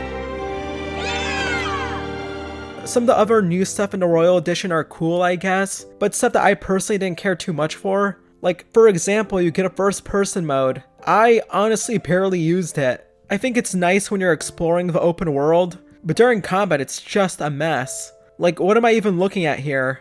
What sick bastard will play combat in first person? Also, the Royal Vessel is cool, but there isn't much you can really do outside of cruising around and fishing and taking photo ops. Still, the Royal Cruiser does help to make 15 feel bigger and also more connected. In early 2018, 15 got a new edition that bundled in the Royal Pack and Season Pass content, and it was called the Royal Edition. 15 also finally got a PC release called the Windows Edition, which came with all the Royal Edition content, plus all the bells and whistles you would typically expect from a PC release of a game, like support for higher resolutions and frame rates. After the Royal Edition, we were going to get a new Season Pass. The Season Pass is going to include episodes for Arden, Aranea, Luna, and an episode for Noctis. We know that 3 out of the 4 DLC episodes were cancelled, and in the end, the only DLC episode we got was for Arden. Kind of interesting how the villain of the game gets the last word when it comes to the story, but I digress. Episode Arden is honestly quite enjoyable. Arden is a fun character to play as in combat. What I love about playing as Arden is that when his health is depleted, rather than entering the danger state, Arden actually becomes more powerful. It's a shame that with Arden you can't use him in combat during the main game, unlike with Gladio or Ignis or Prompto, but at least with Arden you have this mode called Kingly Clash where you as Arden get to fight Noctis and his friends in a sort of reverse version of the final boss from the base game. It's pretty fun, and also it's a lot more challenging than the actual ending fight between Noctis and Arden. Episode Arden does shed more light on the betrayal that Arden faced with his brother Somnus. You see him work with a young Versatile, and wow, it's kind of wild to think that this is what Versatile will end up looking like later on. I guess being super evil does do a number on you. You get 2 epic boss fights, one with Regis and one against Somnus. One of the things I love about this DLC is that you get to explore Insomnia here in all of its glory. You technically get to explore in the Royal Edition, but the Insomnia there was completely ruined. Here it's really nice and beautiful, and it makes me sad that we couldn't see more of this version of Insomnia in the main game, especially when you go and look back at all these early trailers for 15 and for Versus 13 that were set in Insomnia. I feel like had the main game just released a couple years later, we probably could have been able to explore this Insomnia in the main game. Maybe we could have been able to play through the Niflheim invasion that we saw in the E3 2013 trailer, but I suppose we'll never know. Episode Arden's story is interesting because it does dive deeper into Arden's backstory, and does also change Arden's story a bit depending on the decision that you, the player, make. So one of the things that we were told in the main game is that Arden had the ability to absorb the Star Scourge from those that had been affected by it, and that this allowed him to stop a plague from spreading, but this made him get tainted by the darkness. Also in the game, we hear Arden talk about getting ostracized and demonized by a jealous king. While in episode Arden, we see Arden get betrayed and demonized by his younger brother Somnus. Also, the DLC highlights how Bahamut manipulated Arden into becoming the Accursed, and ensuring that Arden would be the dark counterpart to Noctis, the King of Light. Where things start to go into a direction that I'm not the biggest fan of is the ending, where you have the choice as a player to either have Arden submit to his fate and allow him to be defeated by Noctis in the afterlife, or you can go down the alternate ending where Arden resists his fate, and this makes the story go in a completely new direction. Not once have I begged the gods for such a blessing, and I do not intend to kneel before you now. Thine impudence shall prove thine undoing, foolish mortal. Oh, I'm no mortal. I'm a monster. The path men tread was never meant for me. Mine is paved with blood and darkness. Episode Arden and the other DLC were supposed to be part of the second season pass that were going to completely change the ending of the original game, and we were going to get a new ending that was a lot happier than the main game's ending. Now Arden is no longer the villain that we have to stop, and instead it's Bahamut, and now Noctis and Luna get to live happily ever after with each other. To me, all of this just erases the tragic element that in my opinion makes 15's ending so incredible. I'll get into the ending in a bit, because the ending really is amazing. Since the season pass content got cancelled, all of the second pass DLC episodes, including episode Arden, got put into a book called Dawn of the Future, or Final Fantasy XV Dawn of the Future if you want to be technical. This book allowed us to see what we were going to get in the second season pass had it not been cancelled. Now, I'll be completely honest, I haven't actually read the book, but based off what I've seen about it online, I'm personally not a fan of what it was going to be. A lot of Final Fantasy games and JRPGs have this theme of defying fate, but to me, Final Fantasy XV was a game that felt like it was more about accepting fate, which made it feel more real and applicable to real life, because in real life, things sometimes just don't go your way, and there are things you just can't change no matter what. Sometimes you just have to accept certain things even if you might not like them. The story we were going to get in Dawn of the Future just seems like it exists to give everyone a happy ending. Instead of Noctis having to accept a fate that maybe isn't ideal but necessary for the good of everyone, now him and everyone get this happily ever after ending where everything just works out. To me, the story we were going to get with Dawn of the Future just seems like it was made to appease everyone who thought the original game's ending was too sad, which personally I'm not the biggest fan of. Overall, the DLC does help to fix a lot of the issues that the story had, but here's the thing. There is an issue that the DLC can't fix, and it's the fact that 15's story is very segmented. Because 15 isn't just a game, it's a multimedia universe. Sort of like Final Fantasy VII, except Final Fantasy VII at least told a complete story at release. Final Fantasy VII didn't have any big plot issues, and it didn't have stuff that felt missing. Anything that came out after the original game like Advent Children or the prequel Crisis Core was supplementary and not crucial to understanding the main game's story. But you have to consume this external content to understand 15's story. Like, remember this part early on in the game where you see Noctis get shocked about Regis dying? Right before this scene, you get a small montage of clips from Kingslave where you see Regis get killed, and where you see the capital getting taken over by the Empire. This montage feels so weirdly stitched together. There's no audio from the film, just random orchestra music, and the montage comes out of nowhere with zero context. It just feels very out of place, and someone who's not already familiar with 15 might find this montage to be confusing.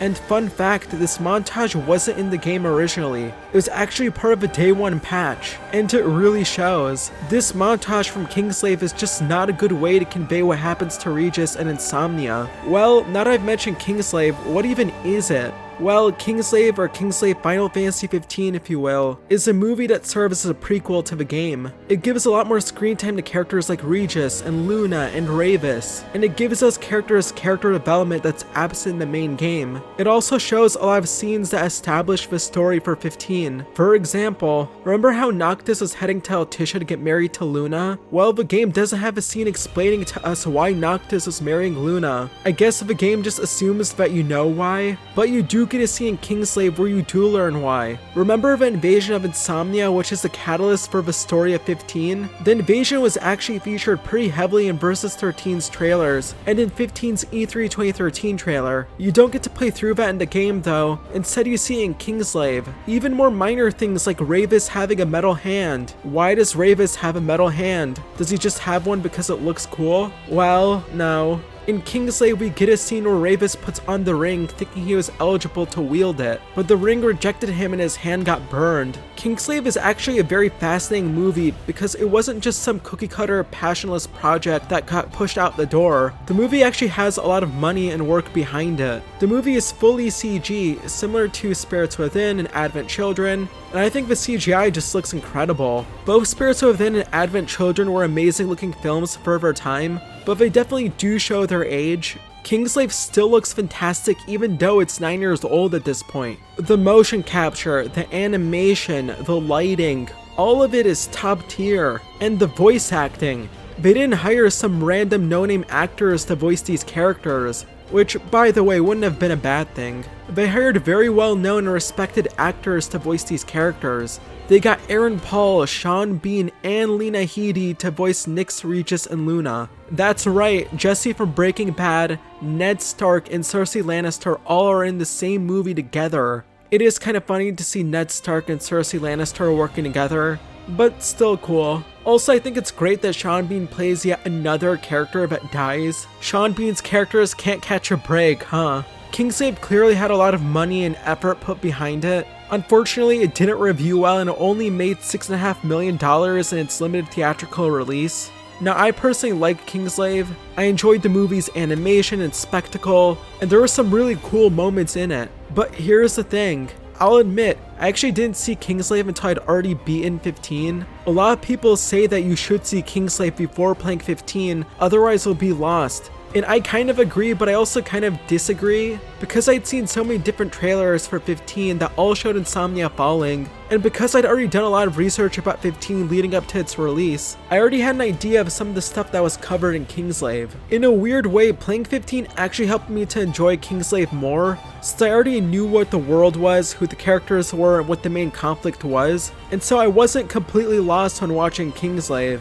And that's the issue with the movie. On its own, the story is super messy and convoluted, and if you have zero knowledge of 15, Kingslave might just end up confusing you. This is an issue of various parts of the Final Fantasy 15 compilation. They're like parts of a puzzle. In a puzzle, it's hard to know the meaning of each individual piece until you start putting the puzzle together. But once you start putting the puzzle together, you start to gradually understand more and more about what the puzzle is trying to convey, and each of the individual pieces all of a sudden start to make more sense. With 15, I've heard people mention how you need to consume the additional content to fully get 15's story, and that is true, but also the additional content doesn't make sense without at least some knowledge already of 15. With Kingslave, the movie doesn't fully explain to you who Noctis and the guys are. It just drops you into the thick of things and acts like you're already familiar with the world and the characters. So if you watch Kingslave without any knowledge of 15's universe, you might walk away puzzled about what you just saw. It honestly makes a lot of sense looking back as to why critics didn't like the movie,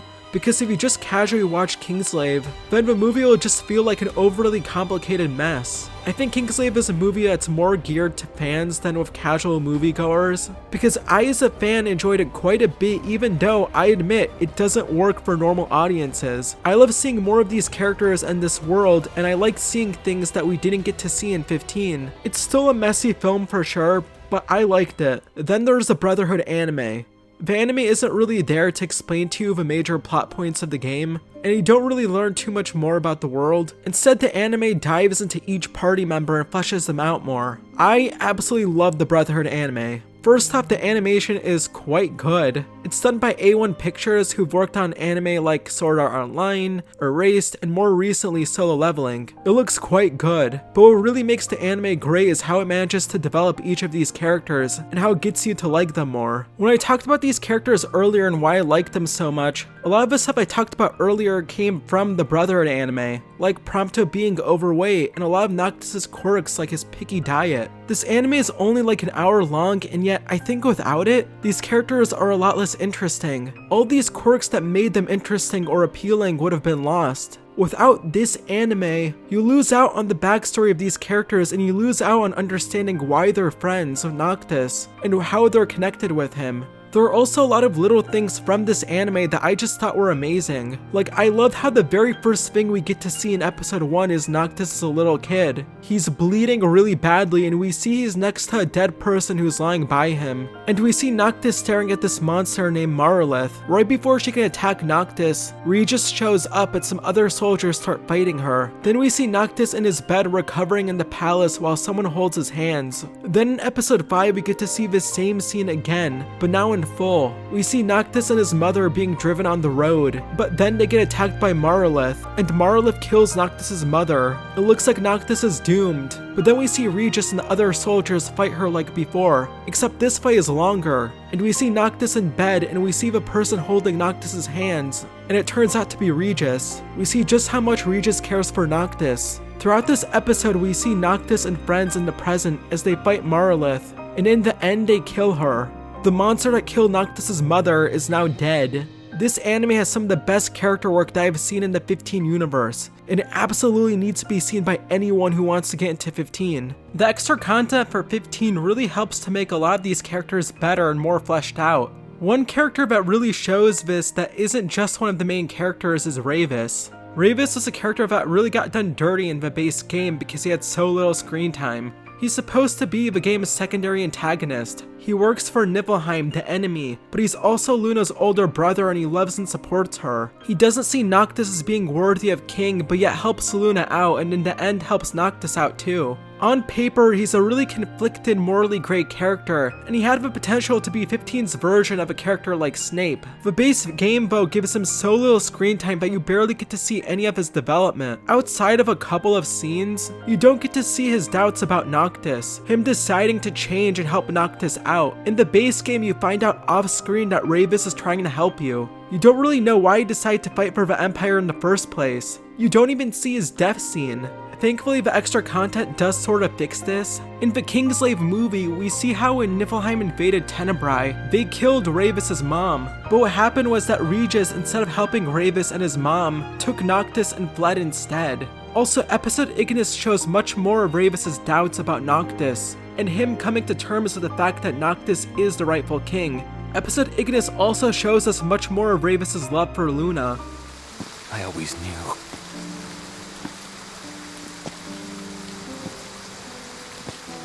That you would face your fate without fear, fulfill your duty without regret. But part of me always hoped that I might see you happy one day, your burdens lifted, free to live and love as you please.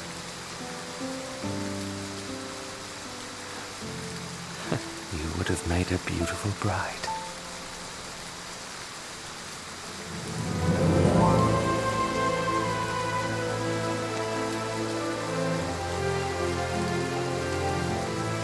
Even in death, the Oracle does not rest.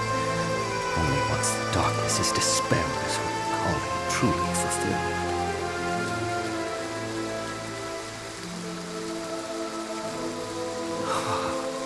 And as in life, I know she will confront that challenge with a smile on her face.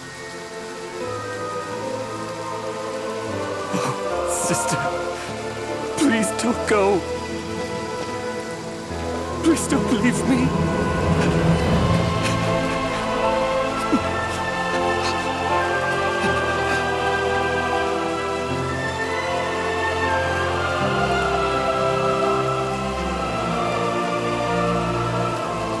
And with chapter 13 verse 2, you see him showing his full support for Noctis. I think all of this helps to make Ravis a much better character than what we got in the base game. But that's the thing about 15. A lot of the most important character development and powerful story moments from 15 aren't in the main game. And to see all of this, you have to access content outside the base game. There still are a lot of characters in 15 that are underdeveloped, but it's still a big improvement over what we got in 2016. It's a shame because if you're picking up 15 without playing all this extra content, then you're going to be missing out. I wish there was a way to integrate some of this DLC content into the base game, like with episodes Gladio, Prompto, and Ignis. What if we had a situation where, for example, episode Gladio would just be inside the main game, so you would play it right after finishing chapter 7, without having to access the main menu? What if episode Prompto could just be put inside the main game, and you would just play through it after finishing chapter 12? I've seen a lot of guides online about how you're supposed to engage with the extra content, and really you shouldn't have to do that to enjoy the game.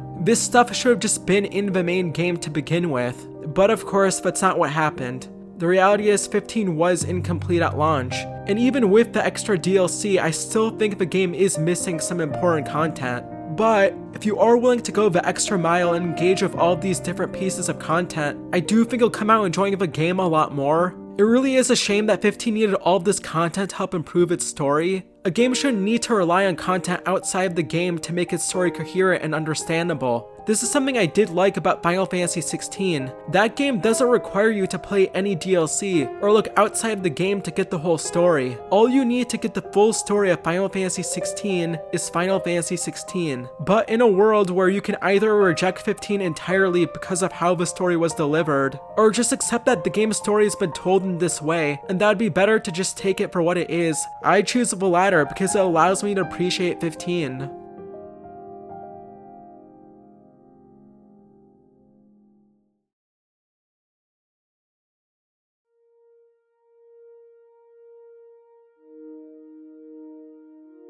I purposely decided not to really talk about the ending until now, because I think the ending for 15 deserves its own section. To me, this is where the game's story really comes together in an incredible way. So at the end of chapter 13, Noctis gets absorbed into the crystal. Ardyn of course has the chance to kill Noctis, but won't, because he wants Noctis to arise as the crystal's champion before defeating him. So Noctis gets absorbed in the crystal, and while the others try to kill Ardyn, it doesn't work, and Ardyn's face starts to look a bit demonic. Like, wow.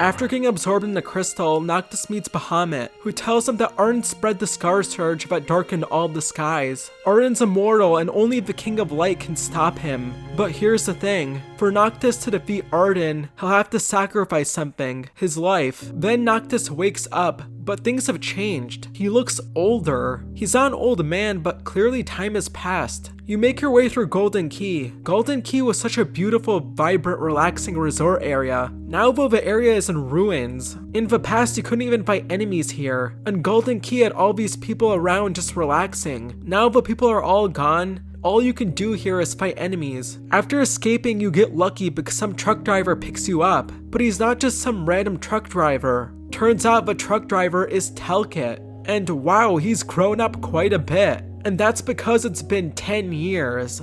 Telkit drives you to Hammerhead to see the other guys while he talks to you about how things have been in the last 10 years, and what the other characters have been up to. In the last 10 years, it's been nothing but nighttime. Lestalem still has light because of the power plant, but everywhere else has been abandoned and the demons have moved in, which has forced people to move out. Hammerhead, the chill repair station Noctis and friends would go to, is now mainly used for demon hunters. When you visit the 50s diner in Hammerhead, it's no longer the chill diner place to go and sit and chill in. Now it's just filled with equipment and stuff to hunt demons. But what about Noctis' friends? They seem to be doing alright, but after Noctis left, the three of them worked as a team a lot less often, which is pretty sad. Finally though, Noctis gets to see the others. They look older, but after all this time, they still talk to each other like buddies. They're still family.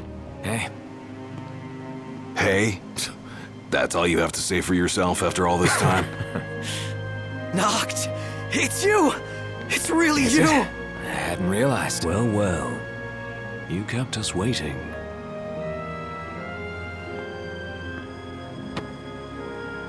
Not like I wanted to.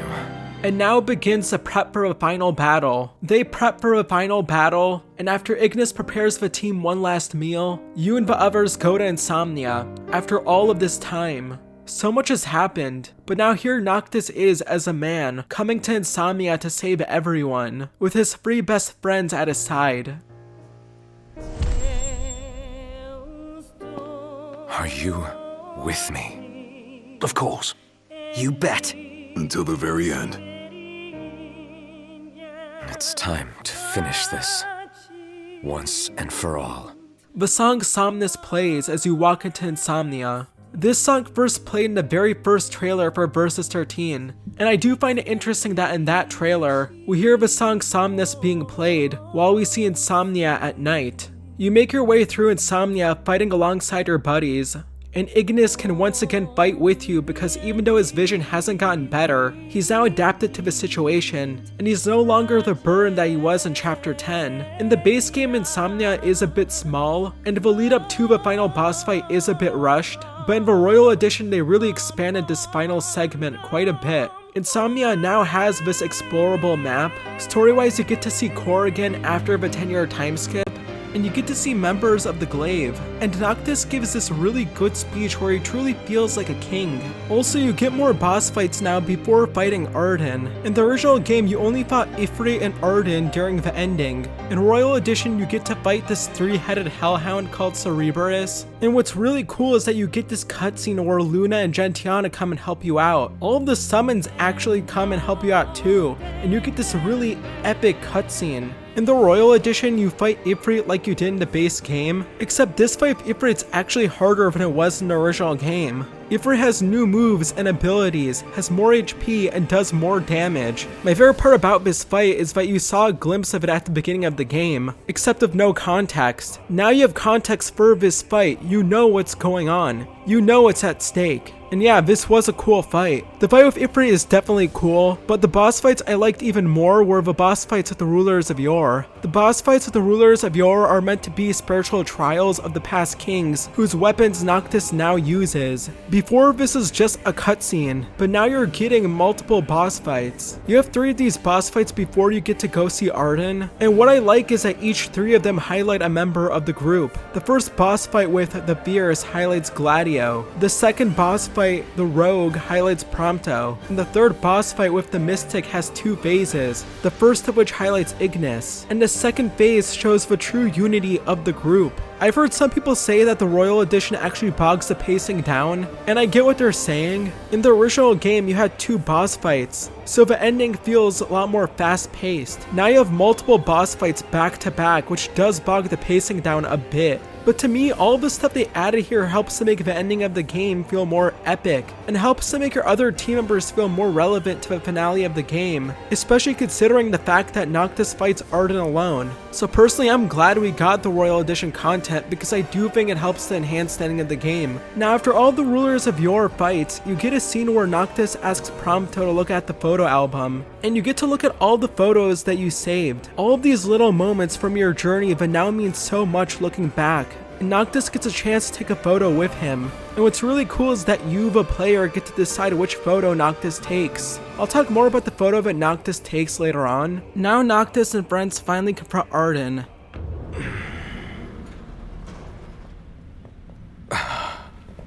What is that?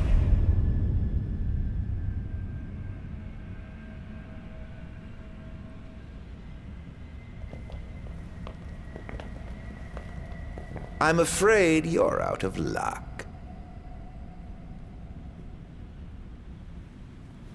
The throne brings you here. It seats only one. Off my chair, Jester. The king sits there.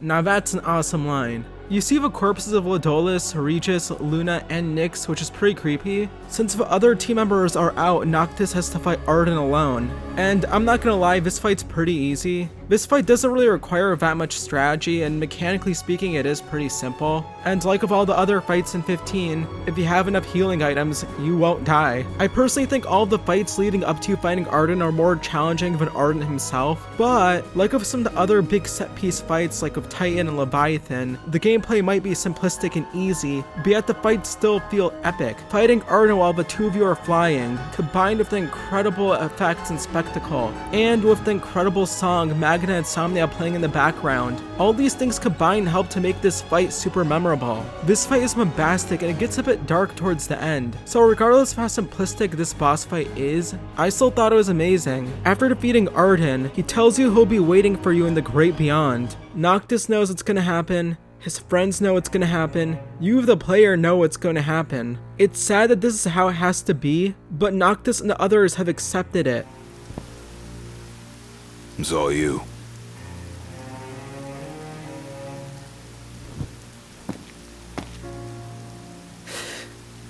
No turning back now.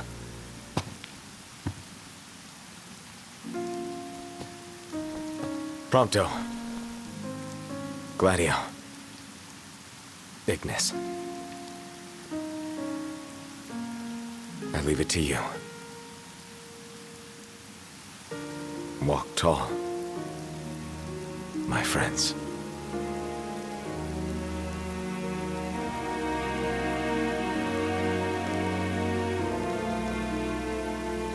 Godspeed. And take care. Majesty.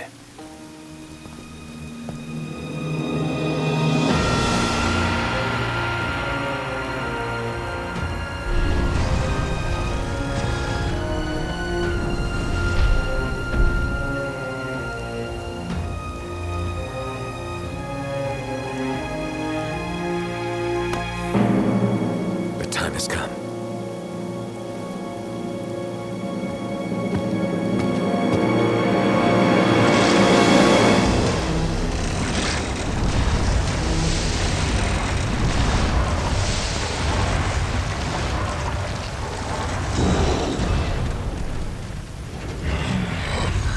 Noctis telling his friends goodbye here is honestly really powerful, and it's also a really great throwback to the beginning of the game. It shows just how far Noctis has come, how much he's matured. Noctis has fully embraced his duty as king, and now that it's time to sacrifice himself, he's fully embracing it. The Kings of Lucius all one by one attack Noctis, and Regis looks away until he has to deliver the final blow, and he only does it after Noctis asks him to trust him. In my opinion, it's not that Regis doesn't trust Noctis, it's more that he just can't bear to kill his own kid. Now that Noctis is in the Beyond, he faces Arden head to head, and with the help of his friends, Luna, and older kings including Regis, he can now finally erase Skarsgård from Arden and end things once and for all.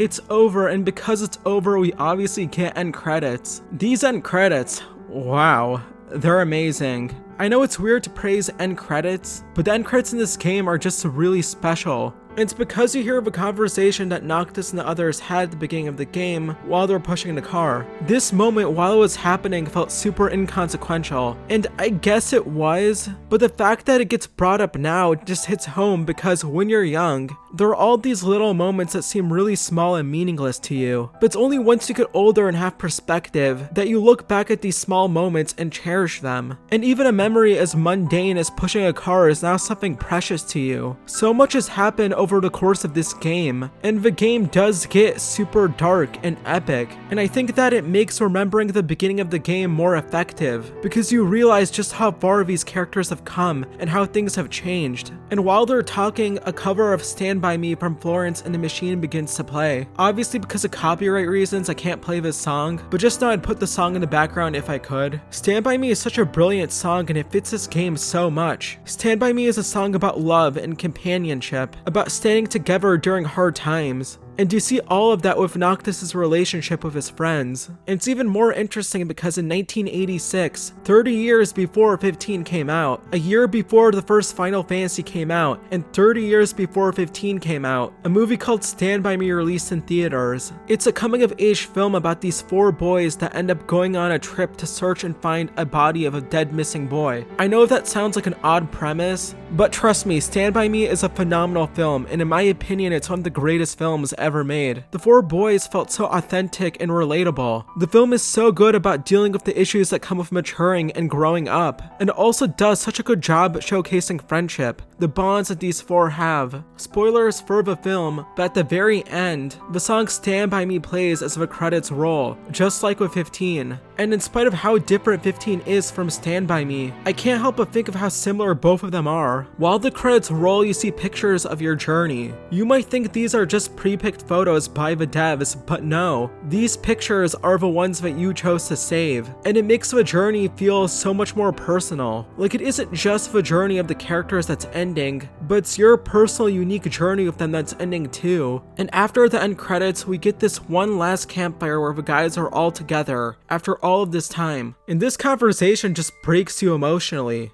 I mean, how can it not? Right off the bat, you know this is the last time these 4 will ever have a campfire with each other. Sure, you could go back in time and have more campfires, but chronologically speaking, in the lives of these characters, they will never have campfires like this ever again, and that's sad. In this scene, you see Noctis trying to tell his friends what they mean to him, but it's hard and it's relatable.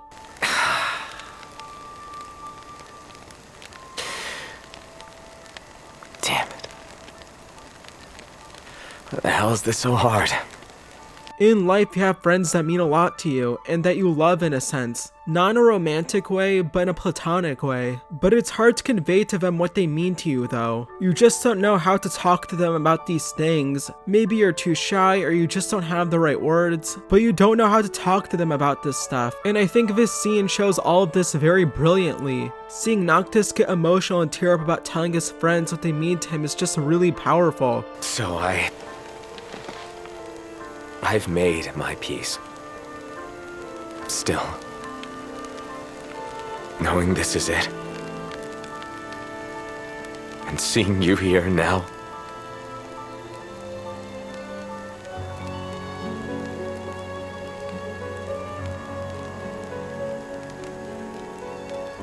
it's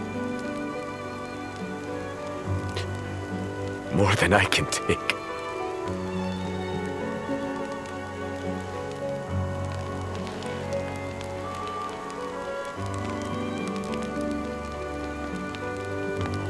Yeah, you're damn right it is.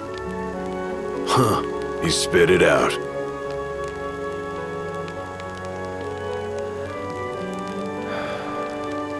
That's good to hear.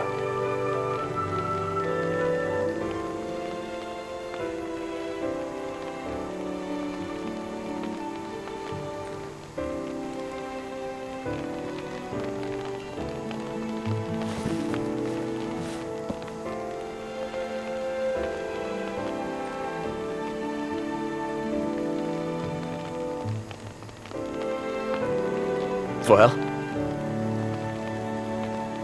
what can I say?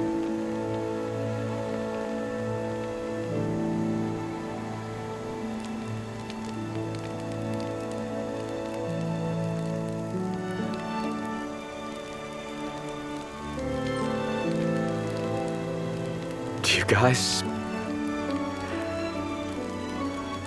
are the best.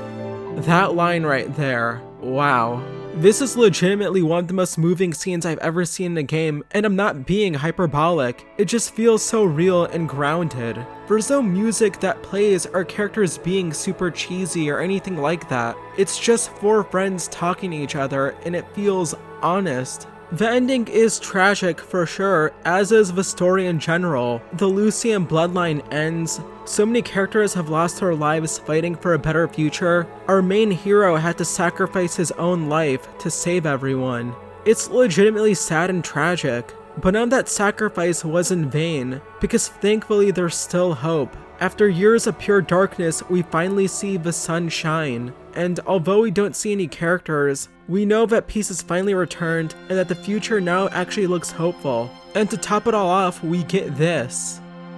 Dearest Luna,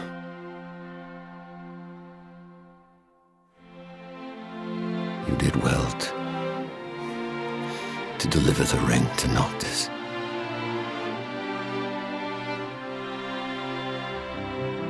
Wayward though my son may indeed be, he has made me proud.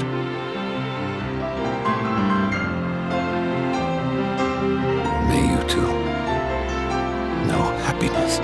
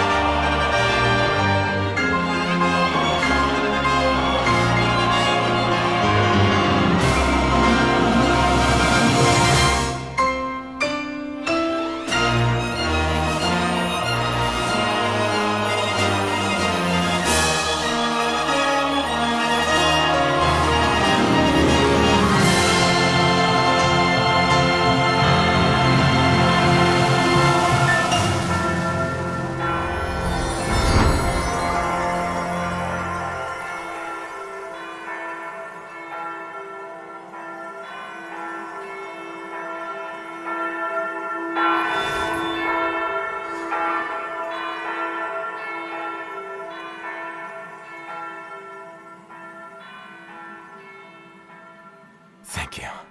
Noctis and Luna finally get their happy ending as they look at the photo you chose to take with you. They both dealt with so much throughout their lives, but now in the afterlife they can finally be happy together. This is beautiful, and when you see that Luna was the woman in the logo, and that Noctis is now part of the logo, it just ties everything into such a nice bow. Even the menu screen, which before was night, is now day. The song that played in the menu screen used to be the instrumental version of Somnus, but now Noctis' theme plays instead. The change in menus is such a simple, minor thing, but it really does enhance the overall experience.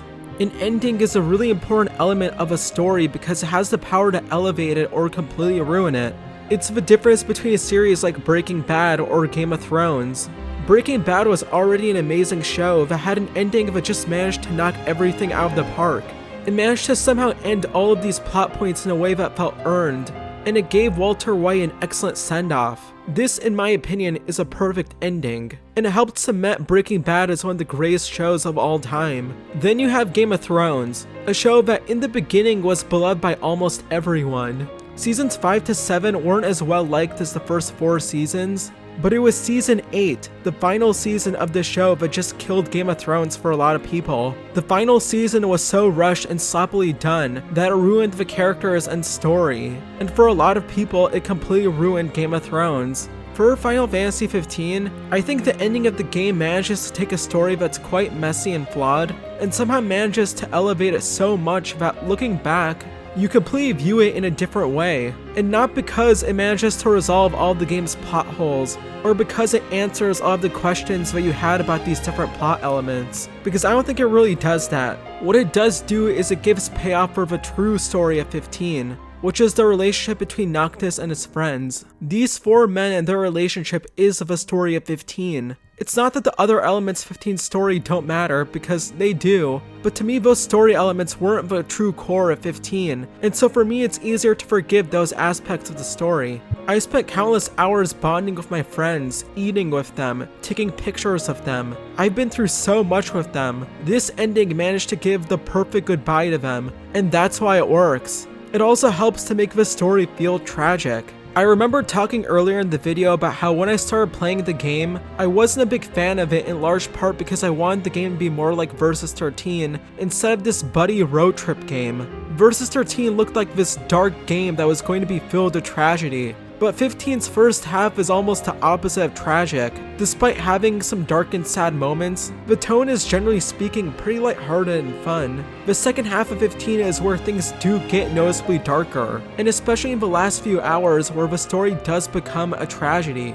In a way, the last couple hours of 15 sort of remind me of Versus 13, not in specific plot points, but in the more somber tone, in the darker atmosphere, and the tragic feeling of the story. But this tragedy wouldn't work without the first half being what it was. The tragedy of Noctis sacrificing his life and having to say goodbye to his friends wouldn't work without the first half of the game being more chill and lighter tonally. The ending made me appreciate how much more laid back the game was in the beginning, and I think the ending just allowed me to really appreciate 15 for what it was, instead of comparing it to what it could have been as Versus 13. The reality is, we'll probably never know exactly how Versus 13 would have turned out. And that's the thing about judging something based off the trailers. A trailer shows what something could potentially be, but that's just it, potential. We only saw what Versus 13 potentially could have been, but we never saw how Versus 13 actually turned out. Versus 13 might have turned out better than 15. Maybe Versus 13 could have been a masterpiece, but it also might have turned out worse. Versus 13, for all we know, could have turned out to be an outright disaster. We just don't know. And one thing I noticed with the trailers for Versus 13 is that while Noctis' friends were definitely present in those trailers, they seem to be less of a focus, which is fine, and it also might have just been a case of trailers not fully showcasing the characters. But the friendship aspect of 15 is a large reason as to why the game is tragic and has the heart that it has, and that's something you saw in the version of 15 we actually got. 15's ending is pretty tragic, but I also love the idea that even though there was a lot of loss and sacrifice, there's also still hope. Noctis may have sacrificed his life, but he died as a hero and he saved everyone. And he got a happy ending when it's all said and done with Luna in the afterlife. I beat the game for the first time over 7 years ago, and this ending is still stuck with me after all this time. It's kind of crazy that a game with a story this messy managed to somehow leave a mark on me with its ending, but the game did, and when it's all said and done, Final Fantasy XV might just have one of my favorite endings to any game ever.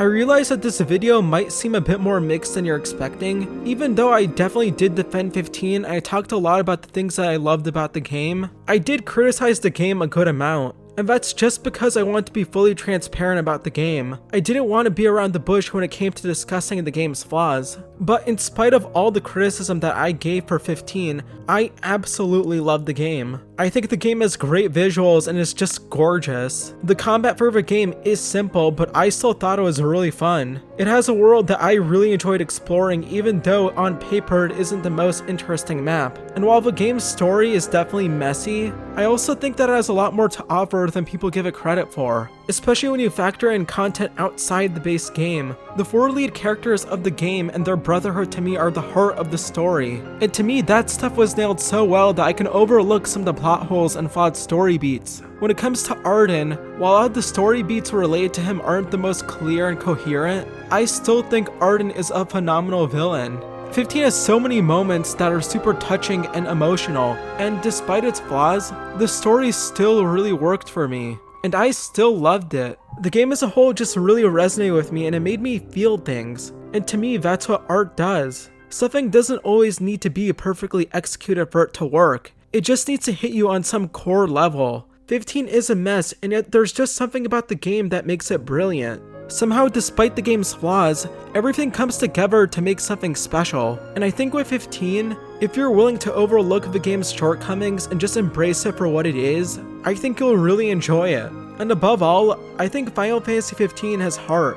So many games nowadays come out, and while of course, I'm sure a lot of hard work and talent has gone to these games, the games still feel soulless, passionless. 15 has soul, it has heart. Some of the most heart I've seen from a game. I think games have the power to change and inspire people. They can really impact the people that play them. For me, 15 was one of those games that just had a really big impact on me. And yeah, it will probably stay with me for the rest of my life. I think without this game, this channel probably wouldn't exist, or at the very least, it'd probably be very different. So to all the people involved with making Final Fantasy 15 in any capacity, thank you. Thank you for making something that means so much to me. So I gave my thoughts about 15, but what are your thoughts about the game? Did you like it as much as I did?